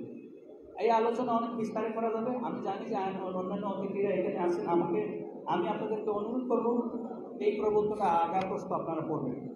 আমরা যদি এই কোনো আলাদা প্ল্যাটফর্মে শুধুমাত্র নাগরিকলিপি নিয়ে কোনো সভা সেমিনার হয়, সেখানে নাগরিকলিপির বিকাশ, ক্রমবিকাশ, উৎপত্তি, তার পরিপ্রেক্ষিত, তার ধর্মীয় গুরুত্ব ইত্যাদি নিয়ে আমরা আলোচনা করতে পারবো। আজকে আমি এখানে শুধু আপনাদের সামনে এই প্রবন্ধটি উপস্থাপন করলাম। আমি বিশ্বাস করি এই প্রবন্ধটি আপনাদের চিন্তা জগতে নতুন কিছু তথ্য বা নতুন কোনো চিন্তার সূত্র তৈরি করে দিতে পারে। সেই সূত্র ধরে যদি এখানকার সব লেখক, সাহিত্যিক, বুদ্ধিজীবী আছেন, আপনারা নাগরিকলিপির ইতিহাসকে, নাগরিকলিপির সংস্কৃতিকে এগিয়ে নেবেন। সিলেট নাগরিকলিপির জন্যই স্বতন্ত্র একটি জনপদ। এই কথাটা দুটো বাক্য বলে শেষ করব। কেন স্বতন্ত্র? জনপদ আমি ওই প্রবন্ধের উপসংহারটা যেভাবে লিখেছি ওইটা পড়ে শোনাই, তাহলে কথাগুলো প্রাসঙ্গিক হবে, বেশি হবে না। সিলেটের সাংস্কৃতিক স্বাতন্ত্র্য বিনির্মাণে নাগরিক লিপির ভূমিকা তুলনারহিত। নাগরিক লিপি বাহক হয়েছিল বলেই সিলেটের স্বতন্ত্র পরিচয় প্রতিষ্ঠিত হওয়ার সুযোগ তৈরি হয়েছিল। শিক্ষা দীক্ষা, ভাবচেতনা ইত্যাদিতে সংযোজিত হয়েছিল এক নবতর মাত্রা। মরমী গানের আদি পাণ্ডুলিপি থেকে শুরু করে লালন পূর্ববর্তীকালে সৈয়দ শাহনুর, সীতালম ফকিরের মতো দার্শনিক মরমিয়া এই লিপিতে লিখেছেন তাদের গান। তারপর শতাধিক পাণ্ডুলিপি রচিত হয়েছে, মুদ্রিত হয়েছে একটা অংশ। বহুবিধ উপাদানের সাংস্কৃতিক পরিচয় তৈরি হলেও মুখ্যত তার সাহিত্য, জীবন দর্শন, জীবন ঘনিষ্ঠ পাঠই একটি ভূমির পরিচয় নির্মাণ করে। স্বীকার করতে হবে, নাগরিক লিপিকে বাহন করে জনপদ সিলেট মরমী মৃত্তিকার দেশ হিসেবে স্বীকৃত হয়েছে। একটি সমাজ, দেশ বা ভৌগোলিক অঞ্চলের পরিচয় নির্মাণে মূল ভূমিকা পালন করে ভাষা ও লিপি। সভ্যতার ক্রমবিকাশে যে কয়েকটি মাইলফলক অতিক্রম করেছে মানুষ, তার একটি হচ্ছে লিপি আবিষ্কার। 10,000 বছর আগে লিপি আবিষ্কারের পরই মানব সভ্যতা বাদ নিয়ে নতুন এক দিগন্তে। চিন্তার পরম্পরা এবং মানুষের সৃজনী জন থেকে জনে, কাল থেকে কালে, শতাব্দী থেকে শতাব্দী, এক সহস্রাব্দ থেকে অন্য শতাব্দের মানুষের সেতুবদ্ধ হিসাবে কাজ করেছে লিপি। সভ্যতার ক্রমবিকাশে তাই লিপির অবদান অনন্য, অতুলনীয়। সিলেটি নাগরিক লিপি বাংলার উত্তর পূর্বাঞ্চলের মানুষের ভাবের বাহন হয়ে বিকশিত করেছে এই অঞ্চলের মানুষের চিন্তা, সৃজন ও ভাব স্তর। নাগরিক লিপি সিলেটি সংস্কৃতির উদার, মানবিক এবং ক্রমময় দর্শনকে ধারণ করে সিলেটের পরিচিতি নির্মাণ করেছে, সিলেটকে দিয়েছে মহিমা।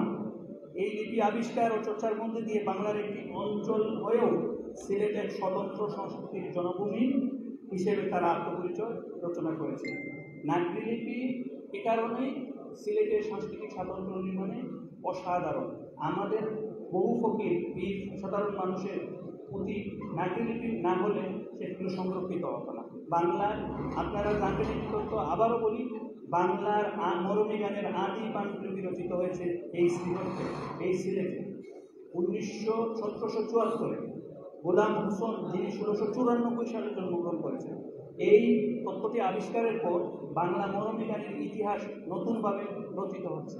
এর আগে সবাই লালন সাহিজিকে মনে করতেন যে তার থেকেই ফকিরি গানের সূচনা, কিন্তু এখন সবাই জানেন যে লালন সাহিজি 1774 সালে জন্মগ্রহণ করেছেন, আর সে বছর পাণ্ডুলিপি রচনা করেছেন তালিব হোসেন নামে গোলাম হোসেন।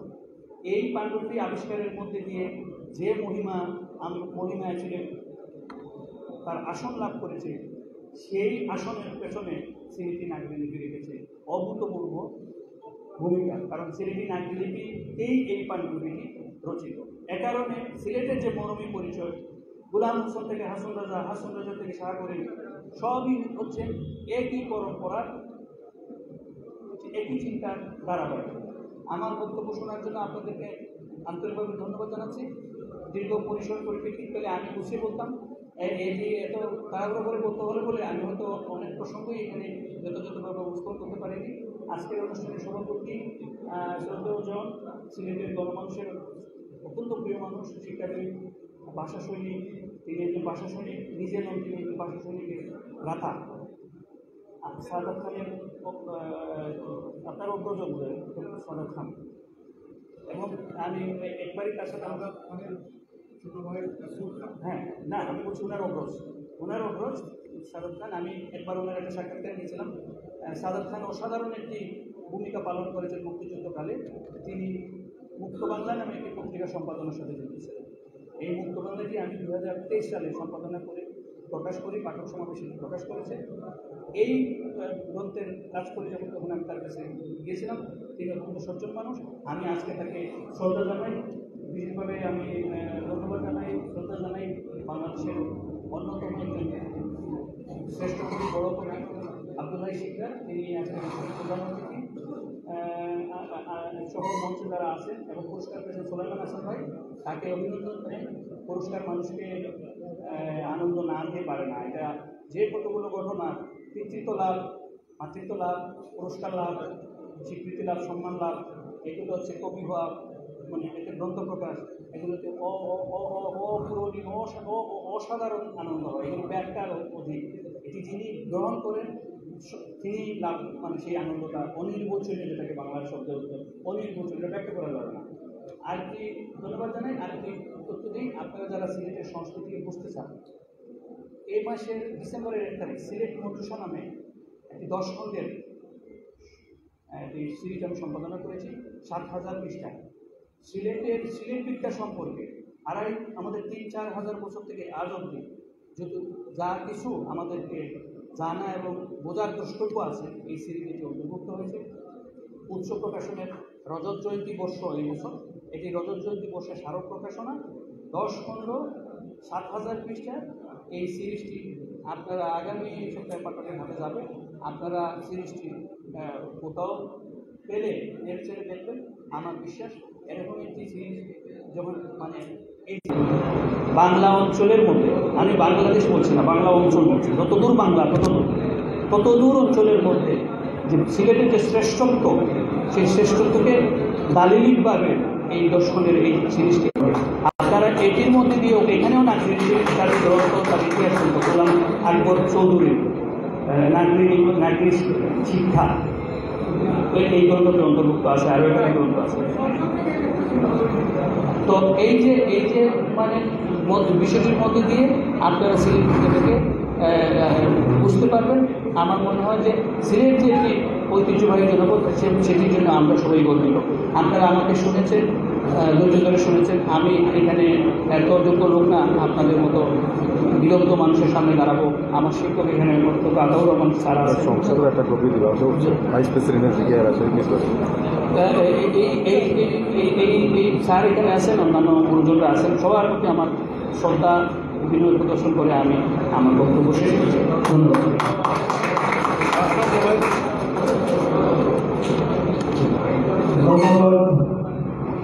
আজকের মূল প্রবন্ধ উপস্থাপন আমাদের একান্ত প্রিয়জন মোস্তফা সাহেবকে। তিনি অত্যন্ত একটি গুরুত্বপূর্ণ টপিক্সের উপর মূল্যবান তিনি প্রবন্ধ নিয়ে তিনি কথা বললেন। আমরা মুসলিম সাহিত্য সংসদ মূলত সাহিত্য চর্চাকে পৃষ্ঠপোষকতার জন্য আমরা সাহিত্য সংসদের আমাদের মূল আয়োজন। আমরা মুসলিম সাহিত্য সংসদের নাগরিক পরিপূরক অনেক বই রয়েছে এবং মোস্তফা সাহেব আজকে যে প্রবন্ধ এখানে উপস্থাপন করলেন, আমরা আলিস্তায় এটা ছাপাবো, আলিস্তায় যুগে যুগে এটা থাকবে।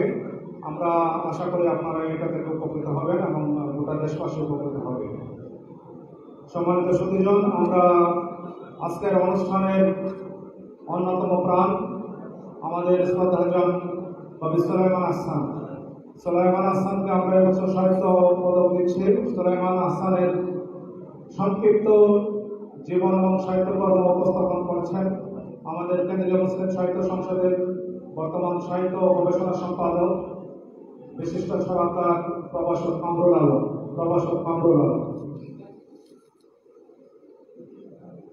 আসসালামু আলাইকুম। পাঠ করছি পুরস্কৃত ব্যক্তিত্ব কবি সুলাইমান আহসানের সংক্ষিপ্ত জীবনপঞ্জি। কবি ও কথাসাহিত্যিক সুলাইমান আহসানের আদি নিবাস সিলেটের ফেঞ্চুগঞ্জ উপজেলার ভিলাছড়া ইউনিয়নের পূর্বাঞ্চলে। তিনি 1957 সালে 11 ডিসেম্বর সরকারি চাকুরে বাবার অবস্থানিক কারণে ঢাকায় জন্মগ্রহণ করেন। তার পারিবারিক নাম মোহাম্মদ সুলাইমান চৌধুরী। তার পিতা মৃত মোহাম্মদ শরফুদ্দিন এবং মাতা মৃত সৈয়দা বুদেজা বেগম। কবি বর্তমানে ঢাকার মিরপুর 2-এর বাসিন্দা। কবি সুলাইমান আহসান চট্টগ্রাম বিশ্ববিদ্যালয় থেকে মাস্টার্স ডিগ্রি শেষ করে সিলেট শহরস্থ তৎকালীন ইসলামিক কিন্ডারগার্টেন শাহজালাল জামিয়া ইসলামিয়ায় শিক্ষকতা, পরে ঢাকা থেকে প্রকাশিত সাপ্তাহিক সোনার বাংলা পত্রিকায় সাংবাদিকতা, উপদেষ্টা সম্পাদক হিসেবে বহুল প্রচারিত শিশু কিশোর মাসিক পত্রিকা কিশোর কণ্ঠ পত্রিকায় 1 বছর, ন্যাশনাল লাইফ ইন্স্যুরেন্স কোম্পানিতে অফিসার হিসেবে এবং ফরেস্ট ইসলামী লাইফ ইন্স্যুরেন্স কোম্পানিতে জনশব্দ কর্মকর্তা হিসেবে যোগদান করে সর্বশেষ জয়েন্ট ভাইস প্রেসিডেন্ট হিসেবে অবসর গ্রহণ করেন 2011 সালে। কবি সুলাইমান হাসান 80 দশকের অন্যতম প্রধান কবি, কথাশিল্পী, প্রাবন্ধিক ও শিশু সাহিত্যিক। দীর্ঘ প্রায় 55 বছর সাহিত্য সাধনায় নিজেকে নিয়োজিত রেখেছেন এই সময়ের আলোকিত এই কবি। তিনি বহুপ্রজ সৃষ্টিশীলতার মাধ্যমে নিজের বিশিষ্ট স্থান চিহ্নিত করেছেন। বিশুদ্ধ সাহিত্য সৃষ্টির পাশাপাশি আন্তর্জাতিক ভূ রাজনীতির ওপর কলাম, ইতিহাস বিষয়ক গবেষণামূলক প্রবন্ধ লিখেছেন এবং লিখছেন।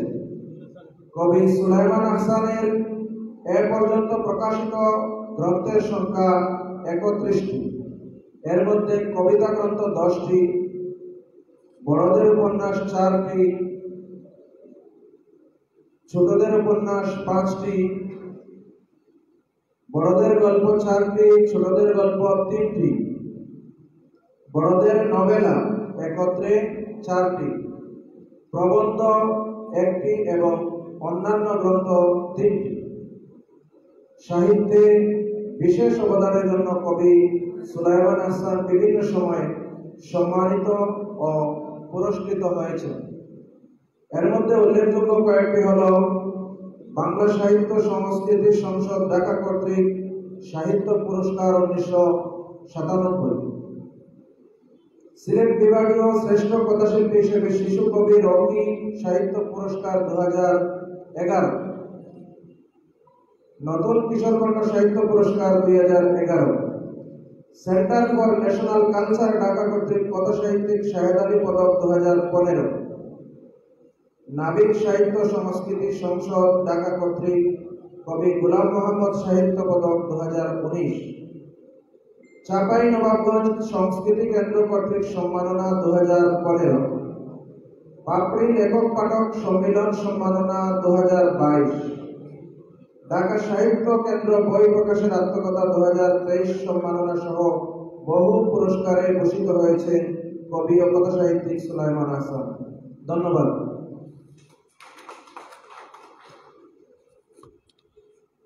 আমরা শিশু সাহিত্যিক সুলাইমান হাসানের পরিচিতি শুনছিলাম, সংক্ষিপ্ত পরিচিতি। তিনি সিলেটে গোলাপপুরে শিশু সংগঠন ছিল, গোলাপপুরের অন্যতম সংগঠক ছিলেন। পরবর্তীতে জাতীয় শিশু কিশোর সংগঠন ফুলপুরি আসরে তিনি সিলেট এবং জাতীয় পর্যায়ে তিনি দায়িত্ব পালন করেছেন, পরিচালক হিসেবে দায়িত্ব পালন করেছেন। সম্মানিত সুধীজন, আমরা আজকের অনুষ্ঠানে এই ক্যান্সার সাহিত্য পুরস্কার 2025 আমরা কবি সুলাইমান হাসানকে আমরা পুরস্কৃত করব। এ পর্যায়ে আজকের অনুষ্ঠানের সম্মানিত প্রধান অতিথি, অনুষ্ঠানের সম্মানিত সভাপতি সহ সকলকে অনুরোধ করব, আজকে আমরা কবি আব্দুল হাই শিকদার সহ আমাদের সবচেয়ে যে আমরা কৃতজ্ঞ আমাদের অধ্যক্ষ মাসুদ খান স্যারের হাত থেকে এবং আজকের অনুষ্ঠানের প্রধান অতিথির কাছ থেকে সাহিত্য পুরস্কার প্রদান করা হবে কবি সুলাইমান হাসানকে। আমি সম্মানিত প্রধান অতিথি এবং অন্যান্য অতিথিদেরকে অনুরোধ করব আজকের এই ক্যান্সার সাহিত্য পুরস্কার 2025 তুলে দেওয়ার জন্য। আজকে এই মুহূর্তে একটি ঐতিহাসিক মুহূর্ত। আমরা সবাইকে অনুরোধ করব করতালির আজকের এই অনুষ্ঠানকে আমরা আরো সাফল্যমণ্ডিত করার জন্য। ক্যান্সার সাহিত্য পুরস্কার 2025 ভূষিত হচ্ছেন আমাদের একান্ত শ্রদ্ধাভাজন দেশের বিশিষ্ট কবি ও সাহিত্যিক সুলাইমান হাসান। পদক এবং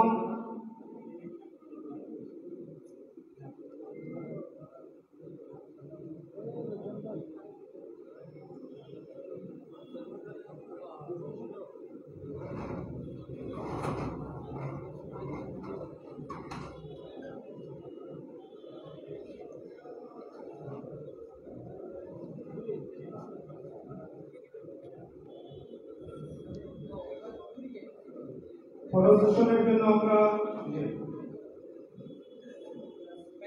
ক্যান্সার সাহিত্য পুরস্কার 2025 তুলে দিয়েছেন আজকের অনুষ্ঠানের সম্মানিত প্রধান অতিথি এবং অতিথিবৃন্দ।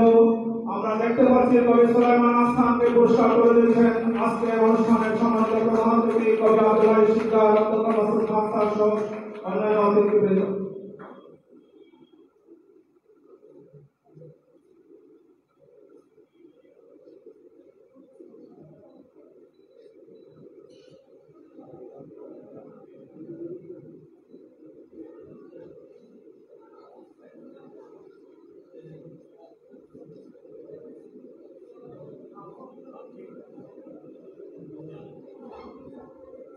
আমরা কেন্দ্রীয় মুসলিম সাহিত্য সংসদ অত্যন্ত কৃতজ্ঞতার সাথে আমরা কবি সুলাইমান আহসানকে কৃতজ্ঞতা জানাচ্ছি এবং অধ্যক্ষ মাসুদ খান স্যার তার এই জীবনেও তিনি সুস্থতার সাথে নিজে এসে পুরস্কার তুলে দিতে পারলেন, সেই জন্য অধ্যক্ষ মাসুদ খান স্যার সহ আজকের অনুষ্ঠানের সম্মানিত প্রধান অতিথি দেশ বরেণ্যের কবি, দৈনিক যুগান্তর পত্রিকার সম্পাদক কবি আব্দুল হাই শিকদার, আবার তালি কবি আব্দুল হাই শিকদার পুরস্কার করে দিচ্ছেন কবি সুলাইমান আহসানকে।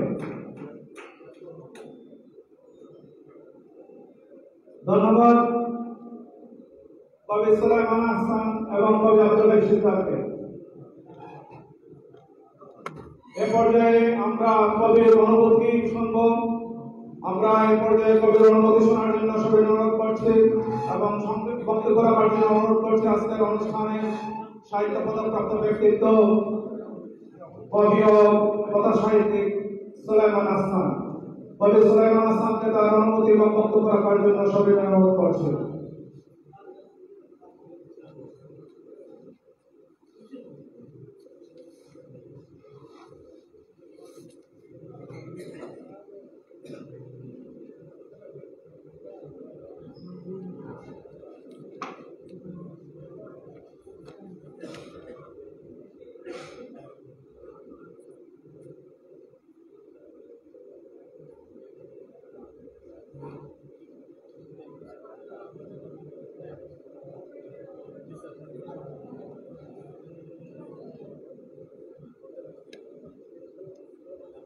أعوذ بالله من الشيطان الرجيم بسم الله الرحمن الرحيم সুন্দর হৈমন্তিক সন্ধ্যায় সবাইকে স্বাগত জানিয়ে আমার অভিভাষণ উপস্থাপন করছি। মাননীয় সভাপতি, সম্মানিত প্রধান অতিথি, বিশেষ অতিথিবৃন্দ, উপস্থিত সুধী মণ্ডলী, আসসালামু আলাইকুম ওয়া রাহমাতুল্লাহ। প্রথমেই আমি মহান আল্লাহর দরগায় অশেষ শুকরিয়া জ্ঞাপন করছি এই জন্য তিনি আমার নিজ জন্মভূমির প্রাচীনতম সাহিত্য সংস্কৃতির পীঠস্থান কেন্দ্রীয় মুসলিম সাহিত্য সংস্কৃতি সংসদ সাহিত্য পুরস্কার 2025-25 ঘোষিত করেছে, আলহামদুলিল্লাহ। সেই সাথে অপার কৃতজ্ঞতা জ্ঞাপন করছি ক্যাম্পাসের সকল পর্যায়ের বিদগ্ধ সদস্য, কর্মী, শুভানুধ্যায়ীদের প্রতি। এজন্য আমার মতো অতি নগণ্য একজন সাহিত্য প্রেমিককে এমন একটি উচ্চ সম্মানজনক পুরস্কার প্রদানের সিদ্ধান্ত গ্রহণ করেছে। এতে আমি ধন্য হয়েছি, কৃতার্থ হয়েছি, আপনাদের প্রতি চিরঋণী হয়েছি, আপনাদের প্রতি বিনম্র শুভেচ্ছা। এ প্রসঙ্গে আমি কৃতজ্ঞ স্মরণ করছি তাঁদের, যারা আমার সাহিত্য জীবনের কখনো সহযোগী, কখনো প্রেরণা, কখনো পথ প্রদর্শক হয়ে আমার দীঘল বন্ধুর পথে এগিয়ে দিয়েছেন। এদের সকলের কাছে আমি কৃতজ্ঞতায় অধমর্ণ। এরা অনেকেই পৃথিবীর পরিক্রমা শেষ করে মহান আল্লাহর সান্নিধ্য লাভ করেছেন। ইন্না লিল্লাহি ওয়া ইন্না ইলাইহি রাজিউন। অনেকে আমার অগ্রজ, আবার অনেকে অনুজ প্রতিম করে। এই মহতী অনুষ্ঠান মেলায় আমি অত্যন্ত শ্রদ্ধার সাথে কতিপয়ের নাম উল্লেখ করছি।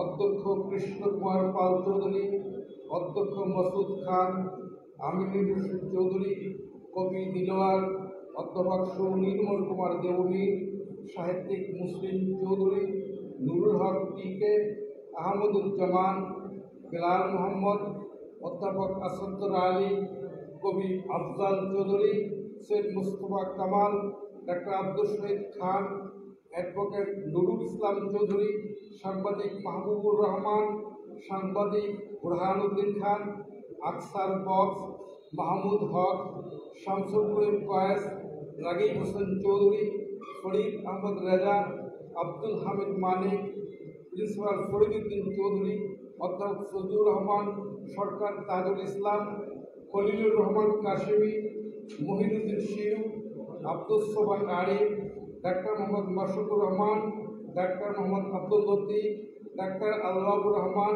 Doctor Shamsul Haque Chowdhury, advocate A K M Badruddoza, ডাক্তার আব্দুল হাই মিনা, ডাক্তার শফিকুর রহমান, মুজাহিদ শরীফ, নিজামুদ্দিন সালেহ, মুকুল চৌধুরী, সাজেদা ওয়াহিদ, শাম্মী, রোকেয়া খাতুন রুবি, হোসনে আরা হেনা, মোহাম্মদ সেলিম, ডক্টর হুমায়ুন কবির, ডাক্তার তন্ময় ভট্টাচার্য, কবিরুদ্দিন লোদি, মুক্তা বিসকুন নূর, সাংবাদিক ফজলুর রহমান, সেলিম আওয়াল, সাইদ চৌধুরী, রুহুল ফারুক, জিন্নুরাইন চৌধুরী, কাবরুল আলম, জাহিদুর রহমান চৌধুরী, এহসানুল মাহবুব জুবায়ের, মাহবুব ফেরদৌস প্রমুখ। আরও অনেকের নাম উল্লেখ করা উচিত ছিল, কিন্তু সুধীমণ্ডলীর বিরুদ্ধে উদ্বেগ করবে তাদের। আমার সাহিত্য জীবনের বিকাশ প্রক্রিয়া ঘটেছে শহরে, সেটা মধ্য 70 এবং পুরো 80 দশকে। যদিও 1968 সালে জামালপুর সরকারি স্কুলে 8ম শ্রেণীতে পাঠরতকালে একটি গল্প স্কাউট মাসিক অগ্রদূত পত্রিকায় প্রকাশের মাধ্যমে সাহিত্যাঙ্গনে দারুদ্ঘাটন ঘটে বলা যায়। সে সময় স্থানীয় শিশু সংগঠনে জড়িত থাকা এবং বিতর্ক, আবৃত্তি ইত্যাদি প্রতিযোগিতায় অংশগ্রহণের পাশাপাশি লেখালেখির প্রতি উৎসাহী করে তোলেন জনৈক গৃহশিক্ষক। কিন্তু 1969-এর গণ অভ্যুত্থান, 1970-এর উপকূলে ভর্তি ও নির্বাচন, 1971-এর মুক্তিযুদ্ধের ঘটনা প্রবাহ আমার সাহিত্য চর্চায় ছেদ পড়ে। 1975 সালের পট পরিবর্তনের পর পুনরায় সাহিত্যের দিকে মন টানতে থাকে। দেয়ালিকা প্রকাশ, পাড়ায় সাহিত্য আড্ডার পর সুযোগ এলো জাতীয় শিশু সংগঠন, চাঁদের হাটের জেলা শাখা গঠন, পরে শিশু সংগঠন গোলাপপুরী, সাহিত্য সংগঠন সুরমা সাহিত্য গোষ্ঠী, সাপ্তাহিক যুগলী পত্রিকা শিশু পাতা, শাপলা মেলার মাসিক সাহিত্য সভায় উপস্থিত হওয়ার ক্রমে সাহিত্যের সমৃদ্ধি বাড়িয়ে তোলে। আঁকা আঁকি আমার একটা শখ ছিল। সেভাবে যুগলী পত্রিকায় আহসান ছদ্মনামে কার্টুন আঁকা আমাকে ব্যাপক পরিচিতি দেয়। সে সময় যে কারণেই আমার পেন নেমের সাথে মূল নামের মোহাম্মদ সুলাইমান চৌধুরীর সঙ্গে আহসান যুক্ত হয়েছে। আমি যখন সিলেট সরকারি কলেজে রাষ্ট্রবিজ্ঞান বিভাগে বিএ অনার্সের শিক্ষার্থী, তখন 60-এর দশকের অন্যতম কবি আফজাল চৌধুরীর সঙ্গে পরিচয় ঘটে। তিনি আমার কলেজেরই বাংলা বিভাগের অধ্যাপক ছিলেন। ফলে সাহিত্যের টানে ছাত্র শিক্ষক সম্পর্কের সূত্রে সাহিত্য সম্পর্ক গভীর হয়ে থাকে। তাকে কেন্দ্র করে সংলাপ সাহিত্য সংস্কৃতি ফ্রন্ট নামে একটি সাহিত্যপ্রিয় মানুষের সংঘবদ্ধতা একটি কালজয়ী অধ্যায় হয়ে আছে। এ সংগঠনটি সিলেটের বহু কবি, সাহিত্যিক, সাংবাদিকের আত্মবিকাশের প্ল্যাটফর্ম হিসেবে ভূমিকা রেখেছে। বলতে দ্বিধা নেই, আমিও সংলাপের এবং কবি আফজাল চৌধুরীর নগণ্য উত্তরাধিকার হিসেবে পরিচিত হতে আত্মশ্লাঘা বোধ করি। সুধীমণ্ডলী, আমি জীবনের প্রয়োজনে এবং সাহিত্য বিকাশের তাগিদে 1983 সালে সিলেট শহর ছেড়ে ঢাকায় চলে যায়। এর আগে শিক্ষা জীবন শেষান্তে প্রিন্সিপাল ফরিদুদ্দিন চৌধুরী প্রতিষ্ঠিত শাহজালাল জামিয়া ইসলামিয়া তার আহ্বানে কিছুকাল শিক্ষকতা করেছি। পরে ঢাকায় একটি সাপ্তাহিক পত্রিকায় 15 বছর সাংবাদিকতা এবং 2টি জীবনবীমা কোম্পানিতে প্রায় 14 বছর কর্মজীবন অতিবাহিত করি। যখন যে পেশায় যুক্ত থাকি না কেন, ইসলামী মূল্যবোধ ও আদর্শের দ্বারা উদ্বুদ্ধ হয়ে আমি শিল্প মানকে অগ্রাধিকার দিয়ে সাহিত্য চর্চা অব্যাহত রেখেছি। আমার প্রকাশিত গ্রন্থের সংখ্যা 31 এবং প্রকাশিত পাণ্ডুলিপি আরও 50 রয়েছে। সুধীমণ্ডলী, আমি এবার আমাদের অতীতের দিকে একটু দৃষ্টি ফেরাতে চাই। সিলেট নানা কারণে গৌরবময় ঐতিহ্যময় একটি সম্মানিত অঞ্চল হিসেবে দেশে বিদেশে নন্দিত। এদেশে 1303 খ্রিস্টাব্দে হিজরি 703 হযরত শাহজালাল, 360 জন দরবেশ, যুবরাজ সিকান্দার গাজী, নাসিরউদ্দিন সিপাহ সালার সমগ্র হারে অত্যাচারে গৌড়ের হিন্দু রাজা গোবিন্দকে পরাজিত করে শ্রীহট্টে ইসলামের পতাকা উড্ডীন করেন। তখন দিল্লি মসনদে ছিলেন সম্রাট আলাউদ্দিন খিলজি এবং বাংলার রাজা ছিলেন শামসুদ্দিন। আমরা সেই গৌরবের উত্তরাধিকার। এর আগে বৃহত্তর বাংলায় মুসলিম শাসন প্রতিষ্ঠা করেন মালিক ইখতিয়ারউদ্দিন মোহাম্মদ বখতিয়ার খিলজি 1201 খ্রিস্টাব্দে। রাজা লক্ষণ সেন বিনা যুদ্ধে বখতিয়ারের অগ্রবর্তী বাহিনীর আগমনে ভীত হয়ে পলায়ন করে পূর্ববঙ্গের নদিয়ায় আশ্রয় দেয়। ফলে মুসলমানদের হাতে রাজনৈতিক ক্ষমতা এই অঞ্চলে প্রতিষ্ঠিত হয়। কয়েক বছরের মধ্যে ইখতিয়ারউদ্দিন রাজধানী গৌড় এবং লক্ষণাবতী সমেত উত্তরবঙ্গ, পশ্চিমবঙ্গ ও পশ্চিমবঙ্গের অধিকাংশ অঞ্চল অধিকারে আনেন। তিনি উত্তরবঙ্গের দেবকোটে নিজের রাজধানী স্থাপন করেন।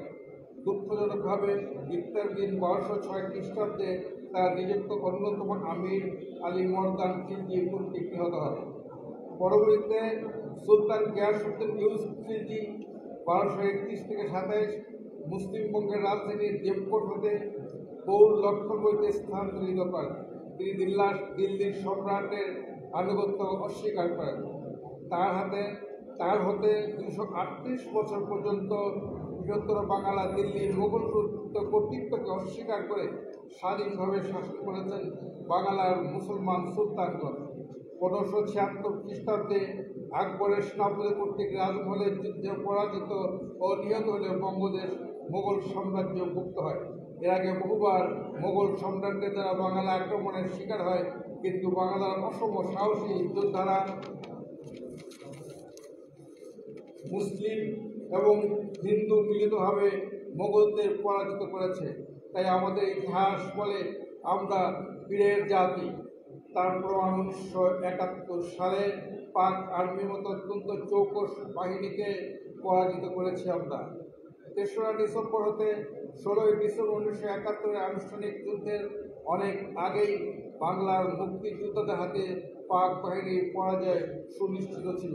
তেমনি 2024 সালে জুলাই আগস্টের 36 দিনের গণঅভ্যুত্থানের ঐতিহাসিক ঘটনা প্রমাণ করে আমরা সত্যিকার অর্থেই বীরের জাতি। দেশের প্রয়োজনে এদেশের মানুষ জীবন বিলিয়ে দিতে কখনো পিছপা হয় না। আগামীতেও যদি তেমন প্রয়োজন পড়ে আমরা ইতিহাসের ধারাবাহিকতা রক্ষা করতে সক্ষম হব ইনশাআল্লাহ। সুধীমণ্ডলী, আমরা একের পর এক সংকটের ভিতর দিয়ে যাচ্ছি। আমাদের সংকট মূলত 2 প্রকার: দৃশ্যমান এবং অদৃশ্যমান। দৃশ্যমান সংকট রাজনৈতিক স্বাধীনতা সার্বভৌমত্ব ইত্যাদি। অদৃশ্য সংকট সাহিত্য সাংস্কৃতিক, যা আমরা খানিকটা দেখতে পাই, অনেকটাই অলক্ষ্যে আমাদের অস্তিত্ব পুরো করে খাচ্ছে। যেভাবে ব্রিটিশ উপনিবেশের কবল থেকে 78 বছর আগে মুক্তি লাভ করলেও তাদের প্রদত্ত শিক্ষা, সংস্কৃতি, আইন, আদালত সকল কিছুর অনুসরণ করছি আমরা। তার উপর আছে প্রতিবেশীদের ভারতের প্রভাব। ভৌগোলিক অবস্থান ও ভাষাগত সমিল থাকার কারণে তাদের বিকশিত শিক্ষা, সাহিত্য, সংস্কৃতি প্রবেশ করছে অহরহ এবং আমাদের মৌলিক ধারার বিচ্যুতি ঘটাচ্ছে। সাংস্কৃতিক বন্ধন আলগা হয়ে পড়ছে, একে অপরের সাথে সমাজে বিবাদ, বিসম্বাদ, হত্যা, ধর্ষণের মতো মারাত্মক ঘটনার বিস্তার করছে। এটা একটা সাংস্কৃতিক বিপর্যয় বই কিছু নয়। সুধীমণ্ডলী, আমি বিশ্বাস করি এখানে যারা উপস্থিত আছেন তারা সকলেই আমার চেয়ে বিচক্ষণ, প্রজ্ঞাবান, শিক্ষিত এবং উন্নত জীবনবোধ সম্পন্ন। অতএব তেমন কিছু বলার নেই আমার পক্ষ থেকে। শুধু এই কথাটি বলে শেষ করব মধ্যযুগের কবি আব্দুল করিমের ভাষায়, যে সবে বঙ্গেতে জন্মি হিংস বঙ্গবাণী, সেসব কাহার জন্ম নির্ণয় না জানি। দেশি ভাষা বিদ্যাজার মনে না জোয়ায়, নিজ দেশ থেকে কেন বিদেশে না যায়। মাতা পিতামহক্রমে বঙ্গেতে বসতি, দেশি ভাষা উপদেশ মনে হিতহতি। আমরা যেন নিজ ভাষা নিজ দেশকে ভালোবাসতে পারি, এই হোক আমাদের জীবন প্রেরণা। সবাইকে শুভেচ্ছা। আসসালামু আলাইকুম ওয়া রাহমাতুল্লাহি ওয়া বারাকাতুহু।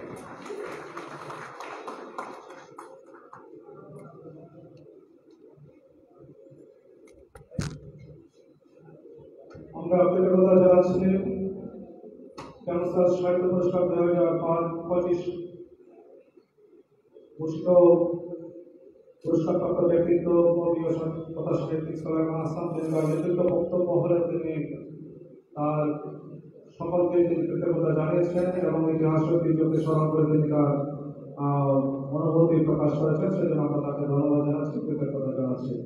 সম্মানিত সুধীজন, আমরা এখন অনুষ্ঠানের একেবারে শেষ পর্যায়ে, সেই সকাল 11টা থেকে রাত 8টা পর্যন্ত আমরা এখানে সকাল থেকে আমরা অনেকেই ছিলাম। এখানে কবিতা সম্মান হয়েছে, কবি কণ্ঠে কবিতা পাঠ হয়েছে। আমরা কবি আব্দুল হাই শিকদারের বক্তব্য শোনার জন্যই আমরা মূলত এখানে আমরা সবাই এসেছি। আমরা এই পর্যায়ে বক্তব্য নিয়ে আসার জন্য সবাই অনুরোধ করছি আমাদের আরেকজন অভিভাবক কবি সুলাইমান হাসানের অভিভাবক, কেন্দ্রীয় মুসলিম সাহিত্য সংসদের সাবেক সভাপতি, বিশিষ্ট কবি জনাব রাগিব হোসেন চৌধুরী। কবি রাগিব হোসেন চৌধুরী।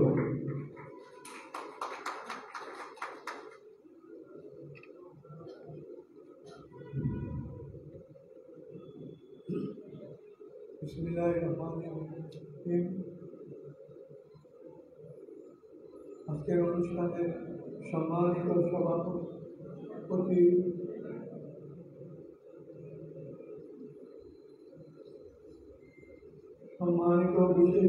সম্মানিত প্রধান অতিথি কবি আব্দুল্লাহ শিকদার, যার সাথে আমার রয়েছে আন্তরিকতা,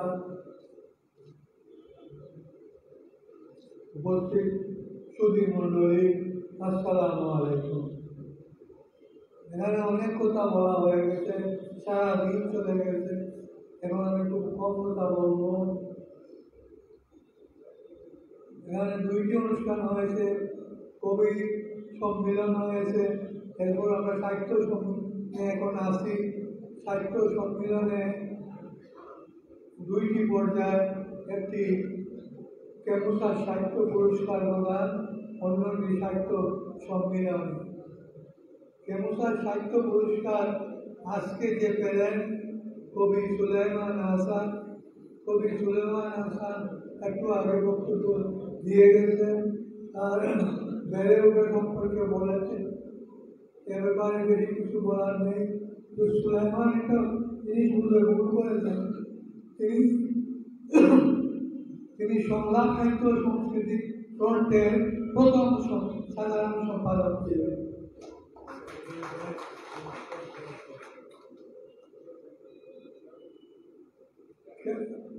দ্বিতীয়ত, এই সাহিত্য সম্মেলনে যে প্রবন্ধটি পাঠ করা হয়েছে, এই প্রবন্ধটির জন্য আমরা প্রবন্ধকারকে,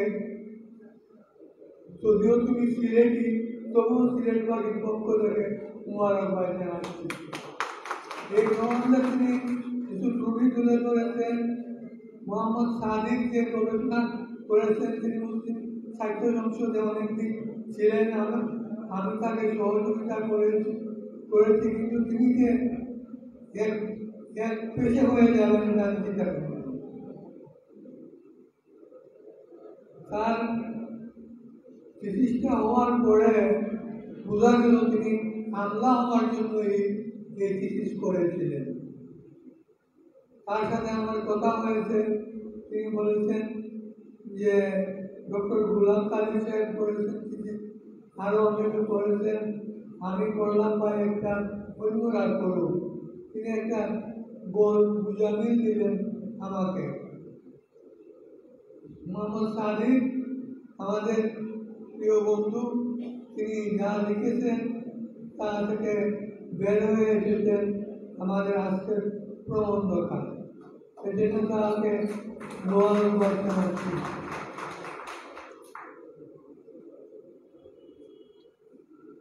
মুসলিম সাহিত্য সংসদ যে সাহিত্য পুরস্কার প্রদান করছে, আগামীও করবে এবং প্রতি বছরের কাজে প্রতি বছর হয়ে যায়, এটা আমার আবেদন থাকবে। এবার প্রতি বছর এককভাবে আমার সুলেমান হাসান আমাদের মধ্যে বেশি সময় বসতে পেরেছেন, তাকে মুবারক জানিয়ে কবি বন্ধু আব্দুল্লাহ শিকদার সম্পর্কে আপনারা সবাই জানেন।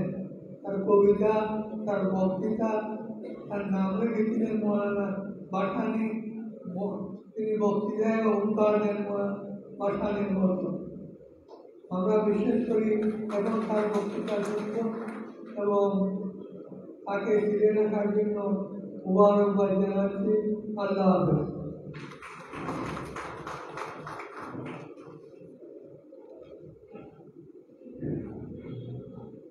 আমরা মুসলিম সাহিত্য সংসদের বর্তমানে কবি রাগিব হোসেন চৌধুরী এবং আমাদের আরেকজন অভিভাবক হারুনুজ্জামান চৌধুরীকে আমরা প্রকৃত অভিভাবক হিসাবে আমরা এখনো তাদেরকে মনে করি।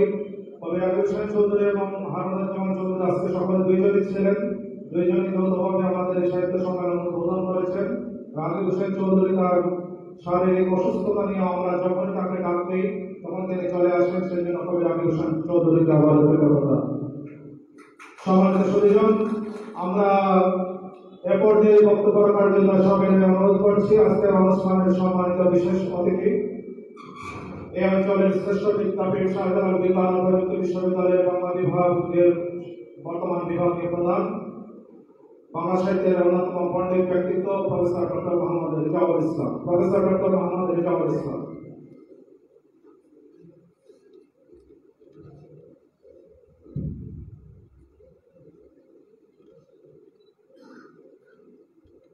সবাইকে শুভেচ্ছা জানাচ্ছি। আমাকে সময়টা বলতে হবে, আমি কতক্ষণ কথা বলবো একটু বলবেন প্লিজ। আমি একটি কবিতার লাইন দিয়ে শুরু করছি। 10 মিনিট সময় আমার, আমি চেষ্টা করবো 10 মিনিটের মধ্যে শেষ করার। সোনার হাতে সোনার কাপড় বেকার অলংকার। আমি এখানে যাদের দেখতে পাচ্ছি, যাকে নিবেদন করা হচ্ছে সেগুলো সন্ধানী গবেষক আসাদুর আলী মরহুম নমস্য ব্যক্তি, যাকে পুরস্কার দেওয়া হচ্ছে ষোড়শ কেমসার সাহিত্য পুরস্কার সুলাইমান আহসান, তিনিও নমস্য ব্যক্তি। আজকের প্রোগ্রামের সভাপতি অধ্যক্ষ মাসুদ খান, তাকে কতভাবে বিশেষায়িত করা যায় এটা আমি বলবো না, নমস্য ব্যক্তি। এখানে যারা উপস্থিত আছেন সবাই সিলেক্টেড প্রমিনেন্ট ব্যক্তিত্ব, সামনে যারা আছেন তারা প্রমিনেন্ট ব্যক্তিত্ব। মোস্তফা সেলিম যে বিষয়ে প্রবন্ধ পড়েছেন সে বিষয় সম্পর্কে কথা বলার স্পর্ধা আমার নেই, এক বাক্যে স্বীকার করে দিচ্ছি। কবি আব্দুল ভাই শিকদার, যিনি এক সময়ে তরুণদের বুকে যৌবনের আগুনকে দীপ্ত করে একটি সময়কে পার করেছে এবং দিয়েছেন একটা বারুদ খন, মাহেন্দ্র খন। আমি কবি আব্দুল ভাই শিকদারকে নমস্কার জানাচ্ছি। মুস্তফা সেলিম যে কাজটি করেছে, আমি যদি একাডেমিক জায়গা থেকে বলি, একটা প্রবন্ধ পাঠ করে তাকে একাডেমিক জায়গা থেকে যদি ক্রিটিসাইজ করতে হয় তাহলে এক কথায় ম্যাথু আর্নল্ডের ভাষায় intellectual deliverance. Intellectual deliverance Mostafa Selim সেই কাজটি করেছে। আমরা যদি ওইটাকে একটু ব্যাখ্যা করি, তাহলে একটা সময় যখন নাগরি লিপিতে একটি বিশাল ভান্ডার রচিত হয়েছে, সেইগুলোকে দেখেছেন তিনি কিভাবে, কোট করে বলছি, to see a thing as it is, to see a thing as it is. এই যে একটা জিনিস যেমন সেরকম ভাবে দেখা, এই কাজটি আমার মনে হয় মুস্তফা সেলিম না ধরলে সেটা সম্ভব হতো না। আমি মুস্তফা সেলিমের প্রতি কৃতজ্ঞ। সিলেটের সাংস্কৃতিক স্বাতন্ত্র্য নির্মাণের যে কৌণিক বিশ্লেষণ, সেটাই প্রবন্ধের মধ্যে আছে। এই প্রবন্ধ আমি 32 পৃষ্ঠা প্রবন্ধ আমি পড়েছি, এবং এখানে অনেক অ্যানালাইসিস ছিল, সেটা আমি আসলে 10 মিনিটের কারণে আমি বলতে পারবো না। তবে যেটা না বললে নয়, সেটা হচ্ছে নাগরি লিপির উৎপত্তি কেন, কোন প্রেক্ষাপট হয়েছিল, সেটা যেমন এসেছে। একইভাবে এই নাগরি লিপিতে যে সমস্ত রচিত হয়েছে, যে সমস্ত বিষয়, তার সাথে বলা যায় যে বৌদ্ধ, নাথ, বৈষ্ণব এবং সুফি বাদের সমন্বিত যে ধারা, সেই ধারারই ফসল, মরমী ফসল, মরমী সাধনা, সেটা নাগরি লিপিতে হয়েছে। সেই বিষয়টি তিনি এই প্রবন্ধের মধ্যে বলার চেষ্টা করেছেন। মূল বিষয়টা হচ্ছে যে আমাদের নাগরি লিপি নিয়ে যারা কাজ করেছেন, আসাদুল আলী তার মধ্যে একজন, এবং এখানে 3 জন গবেষকের কথা বলেছেন। গোলাম কাদের থেকে শুরু করে, মুসাফির ফিরাদ থেকে শুরু করে মোহাম্মদ সাদিক পর্যন্ত 3 জন গবেষকের কথা বলেছেন।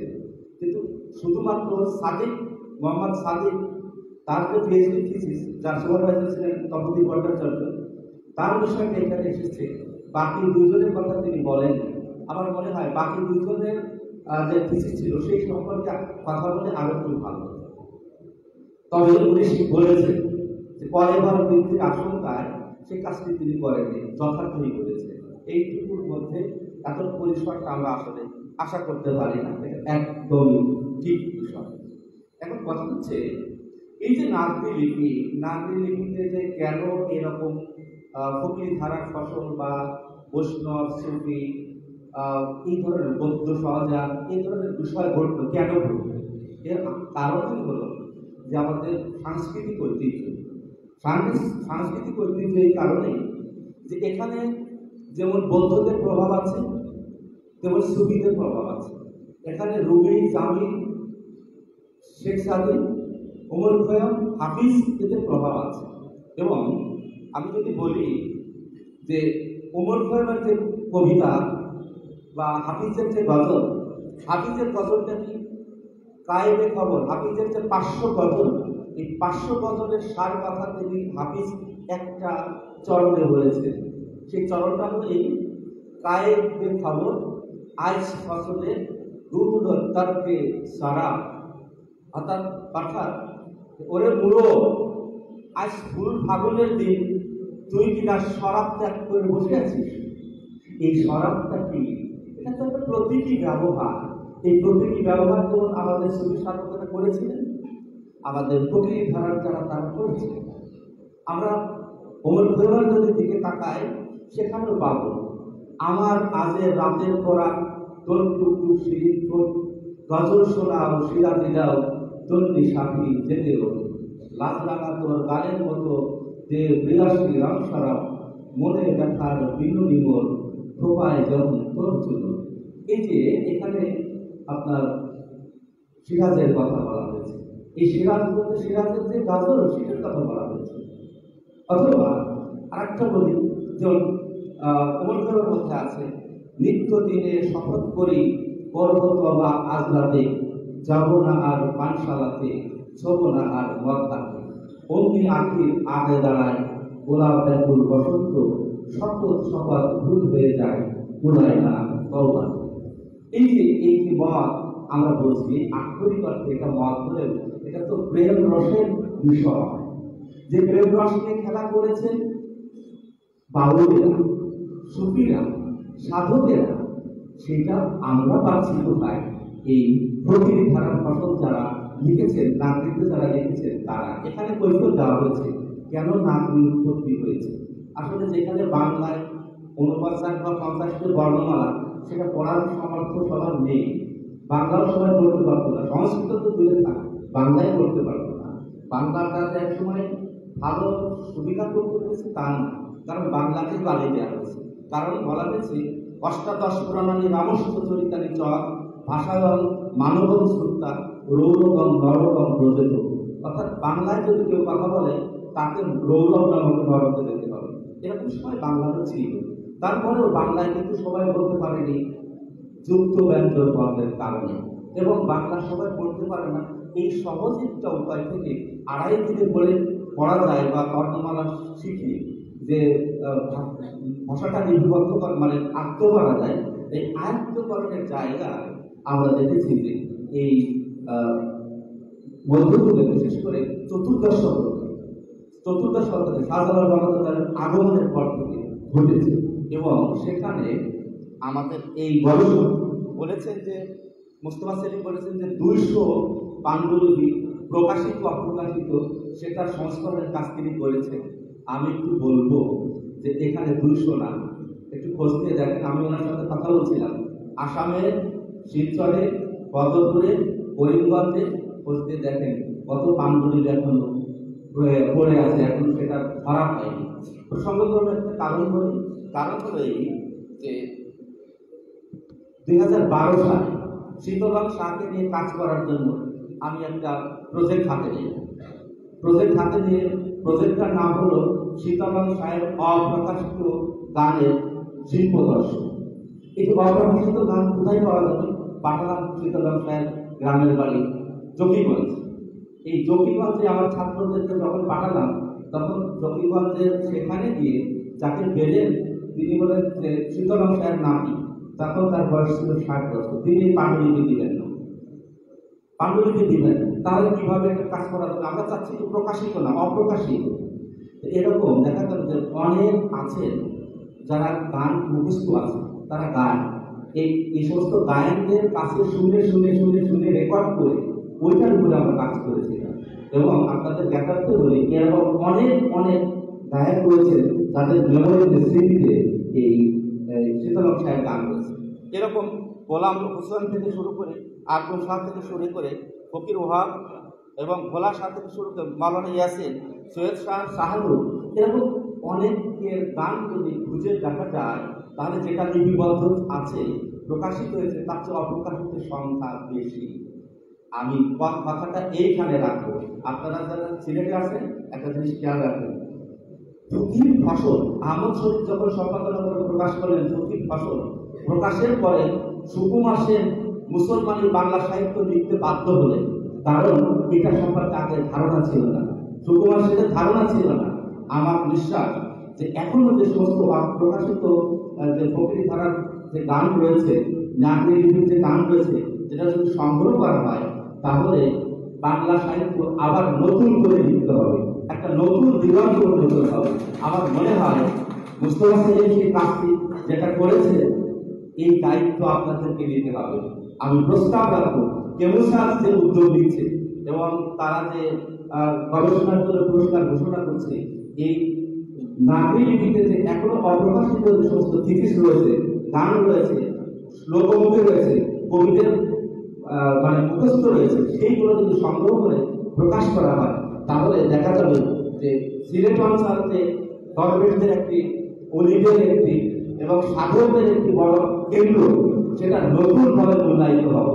এবং আপনারা মনে করছেন যে এখানে যারা বসে আছেন, আমি যাদের জানি আমাদের গলি এখানে রয়েছে, আমাদের কালাবাজার রয়েছে, এখানে আফজল রোহিত স্যার রয়েছে, এখানে রয়েছে, এবং সৈয়দ আহমদ আলী রয়েছে, আলী আহমদ রয়েছে। এনারা ওই ফসলকে ধারণ করেছে। মৃত্তিকার 60 বছর দিকে টাকা নিয়ে কি লিখেছে, মৃত্তিকার 60 বছর দিকে টাকা নিয়ে কি লিখেছে, ওই ধারাকে তিনি ধারণ করে লিখেছে। এবং সর্বশেষ ধারা আমার জানা তরুণ কবিদের মধ্যে মুসা আল হাফিজ, যার প্রতিটি রচনা আমার কাছে প্রতিটি রচনা আমি পড়ার চেষ্টা করি। তিনি ওই প্রকৃতি ভাষার ফসলকে, এই সমৃদ্ধ ধারাকে, এই সুফিবাদের বৌদ্ধ নাগ এবং যে বৈষ্ণব ধারার সমৃদ্ধ ধারাকে ধারণ করে এই সিলেটকে প্রতিনিধিত্ব করতে সাহিত্য ক্ষেত্রে একটা কিংবদন্তি সেই ভূমিকা আছে আছে আছে।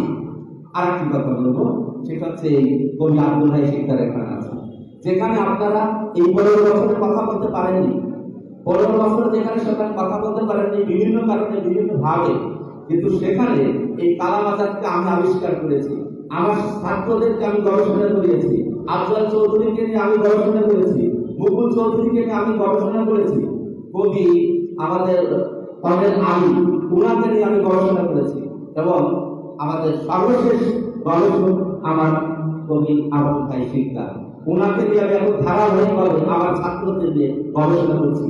এটা ভুলে গেলে চলবে না যে এরা এরা আমাদের উত্তরসূরি, আমাদের কিসের উত্তরসূরি? আমাদের সাংস্কৃতিক ঐতিহ্যের উত্তরসূরি। এই সাংস্কৃতিক ঐতিহ্যদেরকে আমরা যদি না তুলে ধরি, ওনারা হারিয়ে যাবে। আমরা চাই না তারা হারিয়ে যাবে। আমি মনে হয় কেমসাস এরকম উদ্যোগ গ্রহণ করে এবং নাগরিক ভাষা এবং নাগরিক লিপির যে সমস্ত গ্রন্থ রয়েছে প্রকাশিত অপ্রকাশিত, সেটা নিয়ে ব্যাপক কাজ হোক, উদ্যোগ হোক, এবং সিলেটি যে সাহিত্য সমৃদ্ধ সাহিত্য সেটা বিশ্ব দরবারে প্রতিভাত হোক, এই প্রত্যাশা থেকে আমি আমার কথা শেষ করছি। ধন্যবাদ সবাই। সালাম আলাইকুম।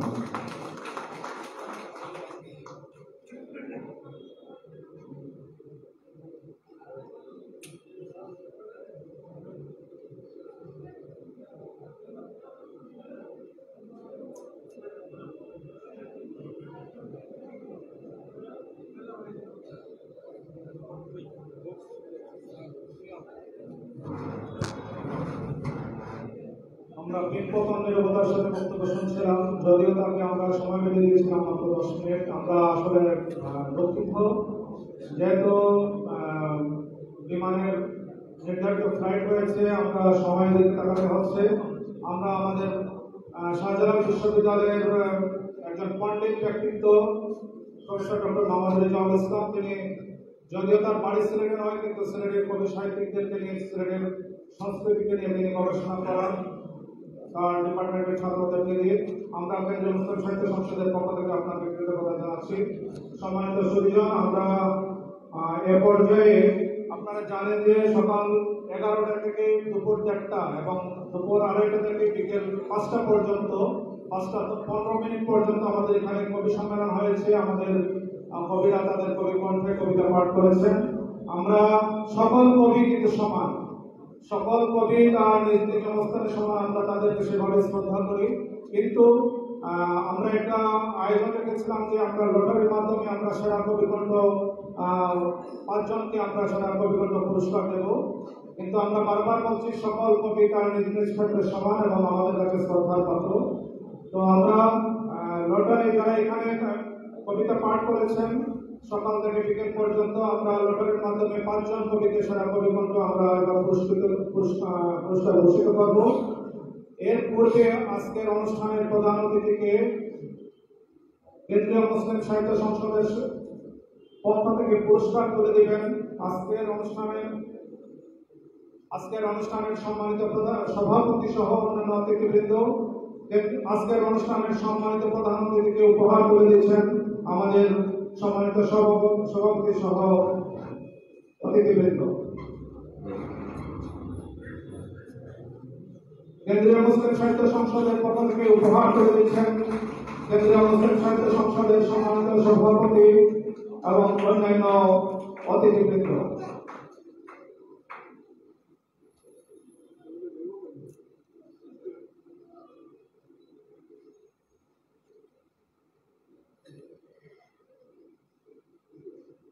ধন্যবাদ। কেন্দ্রীয় মুসলিম সাহিত্য সংসদ এবং সিলেটবাসীর অনুষ্ঠানের সম্মানিত প্রধান অতিথি কবি আব্দুল হাই শিকদারকে আবারও ধন্যবাদ এবং মোবারকবাদ।